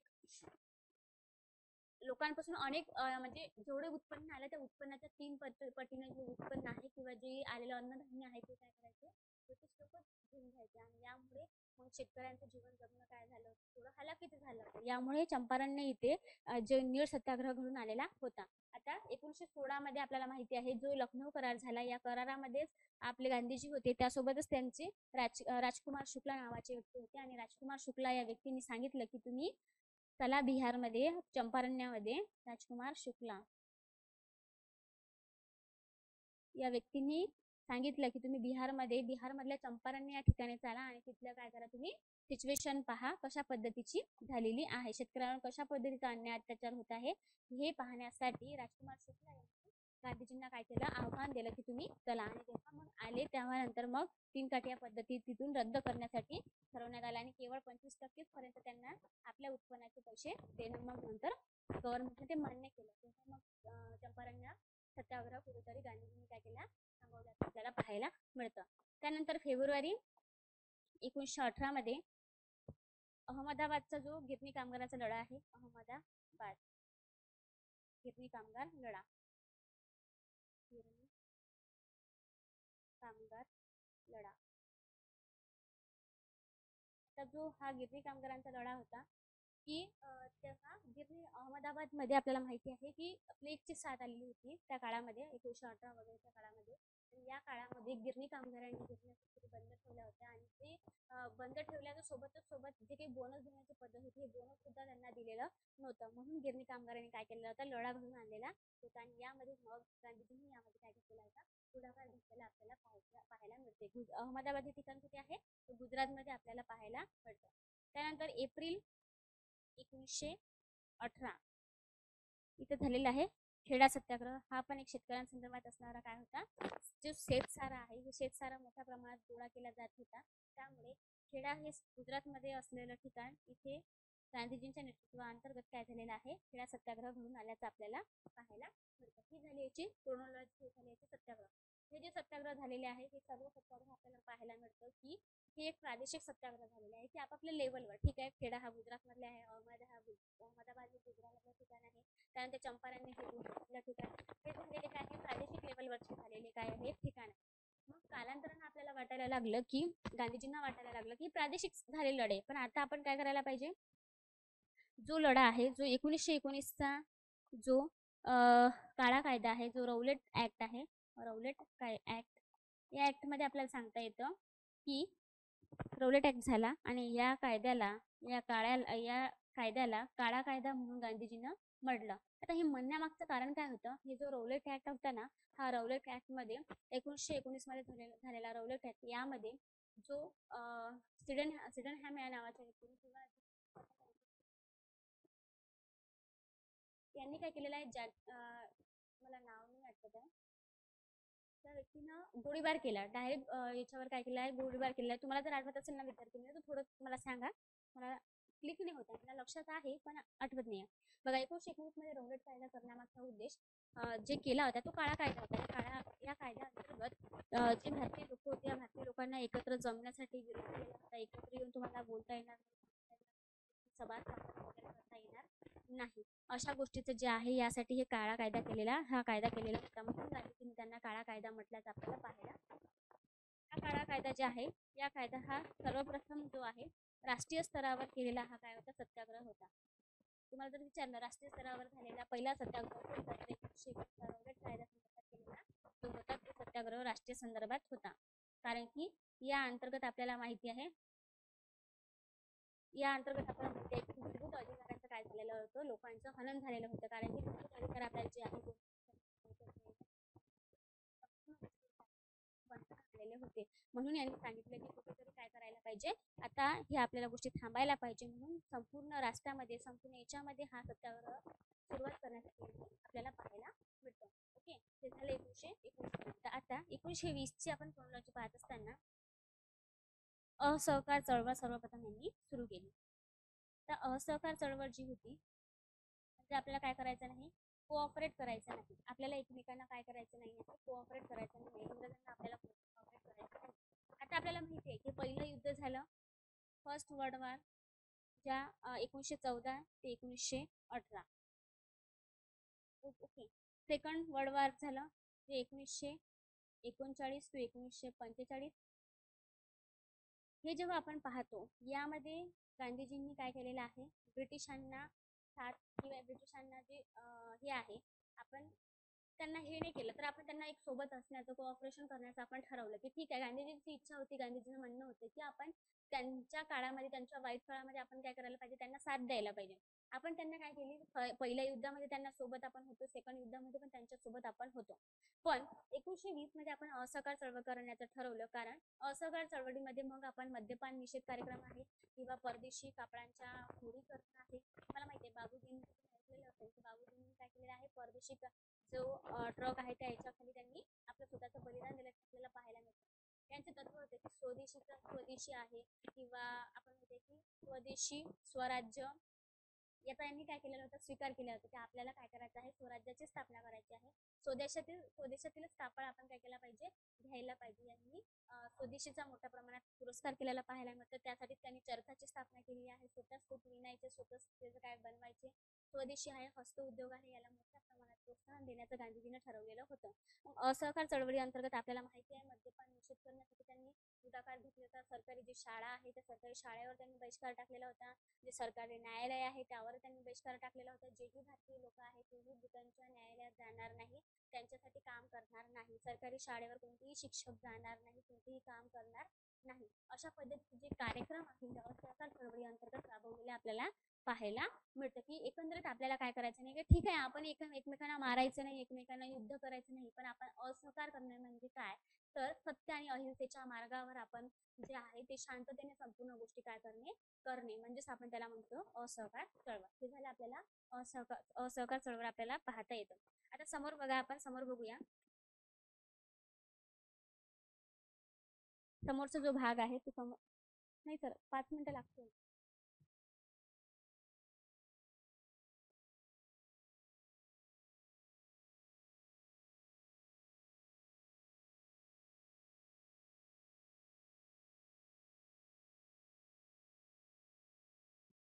आपल्याला कम्प्लीट करायचं आहे ना, त्यांचा बराच भाग राहिलेला आहे, मी कम्प्लीट करते. 1920 आपला असहकार आपण चळवळ ते 1920 नंतर 1900 नंतरचा भाग काय झालेला आहे ते आपण बघूया. बघा, त्यानंतर 1922 ला चौरी चौरा प्रकरण झालं. चौरी चौरा हे युपी मधलं ठिकाण आहे.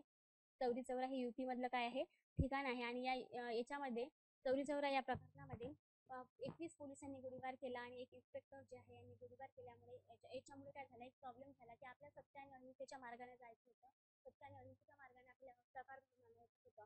परंतु गांधीजींच्या तत्वांना कुठेतरी काय झालं, ठेस पोचली आणि यामुळे चौरी चौरा प्रकरणाअंतर्गत 1922 मध्ये असहकार चळवळ थांबवलेली आपल्याला पाहायला मिळतं. 1923, 24 अशा पद्धतीनं 25, 26 अशा पद्धतीने काम चाललेलंच होतं. काही दिवस गांधीजी तुरुंगात राहायचे, काही दिवस बाहेर राहायचे, अशा पद्धतीनं काम चाललेलं होतं. मग 1930 ला आपण काय केला, सविनय कायदेभंग. विनयपूर्वक काय करायचं, कायदेभंग घडून आणायचा. या अंतर्गत मग आपण काय केलं, कायद्यांचा त्यांनी जे ठरवलेले कायदे आहेत त्या कायद्यांचा आपण भंग करण्याचं इथं ठरवलेलं होतं. की जेणेकरून तुम्ही आम्ही ज्या मागण्या केलेल्या आहेत त्या मागण्या तुम्ही काय करा, मान्य करा. अशा गोष्टी आपल्या म्हणजे एकंदरीत आपण स्वातंत्र्याच्या दिशेने वाटचाल करण्याच्या उद्देशाने आपण इकडे चाललेलं होतं. 1930 झाल्याच्या नंतर मग आपल्याला माहिती आहे इन डिटेल्स अनेक गोष्टी झालेल्या आहे. 1942 मध्ये चलो जाओ आंदोलन करण्यात आलं. चलो जाओ आंदोलन. आता हे चलो जाओ आंदोलन आपल्याला माहिती आहे की जे ब्रिटिश लोक होते त्यांनी तुम्ही काय करा, भारतातून चले जा आणि आम्हाला काय स्वातंत्र्य द्या दिल्याचं आपल्याला. त्यानंतर 1945-46 मग जे वेव्हल्स योजना वगैरे 1945ला आल्या, ह्या गोष्टी आपल्याला माहिती आहे. तशा ते पॉलिटीमध्ये शिकायच्या असतात. वेव्हल्स योजना आहे, वेव्हल्स योजना आहे. त्यानंतर मग 1946ला माउंट बॅटन जे त्रिमंत्री योजना आपण म्हणू शकतो, किंवा माउंट बॅटन हे 7 जून आय थिंक बरोबर आहे, 7 जून 1946 मध्ये माउंट बॅटन योजना आलेली आहे.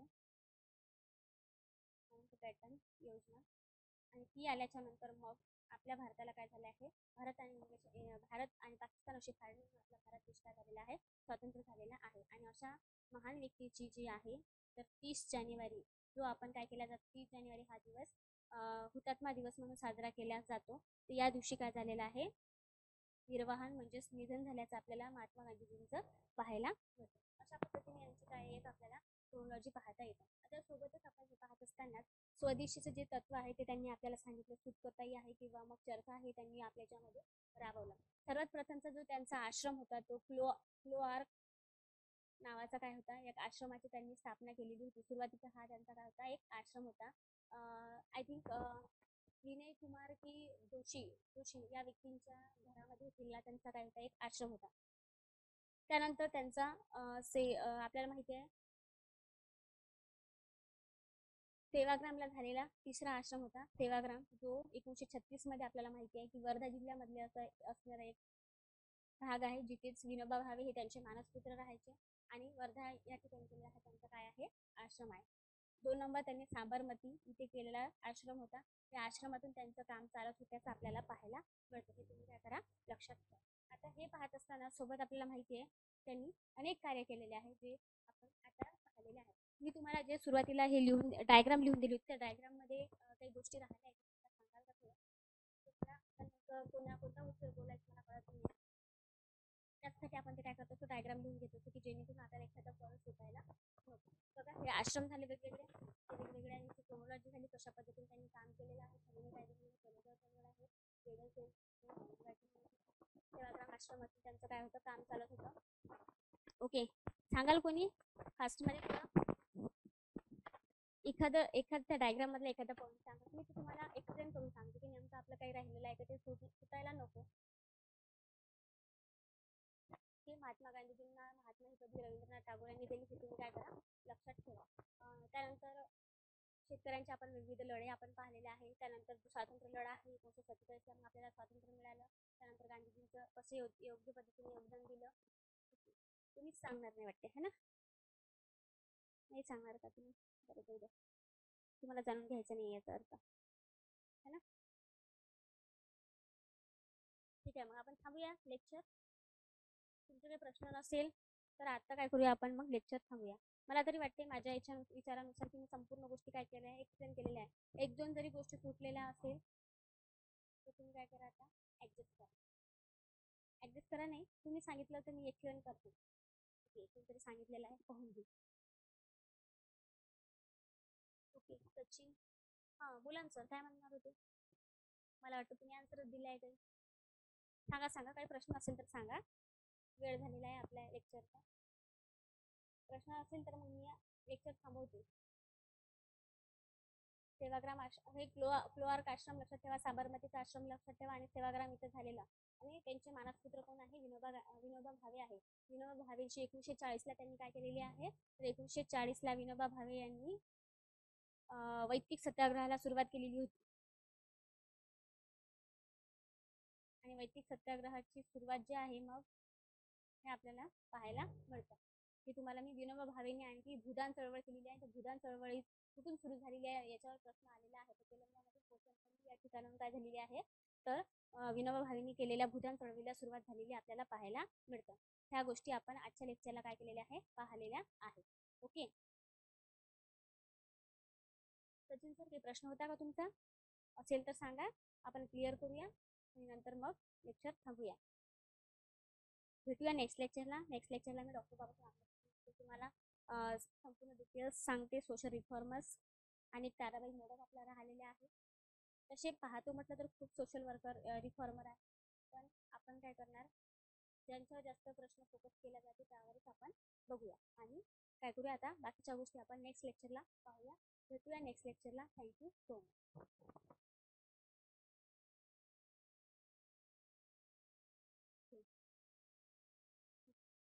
लेक्चरचा टाइम आपल्या 10 असतो.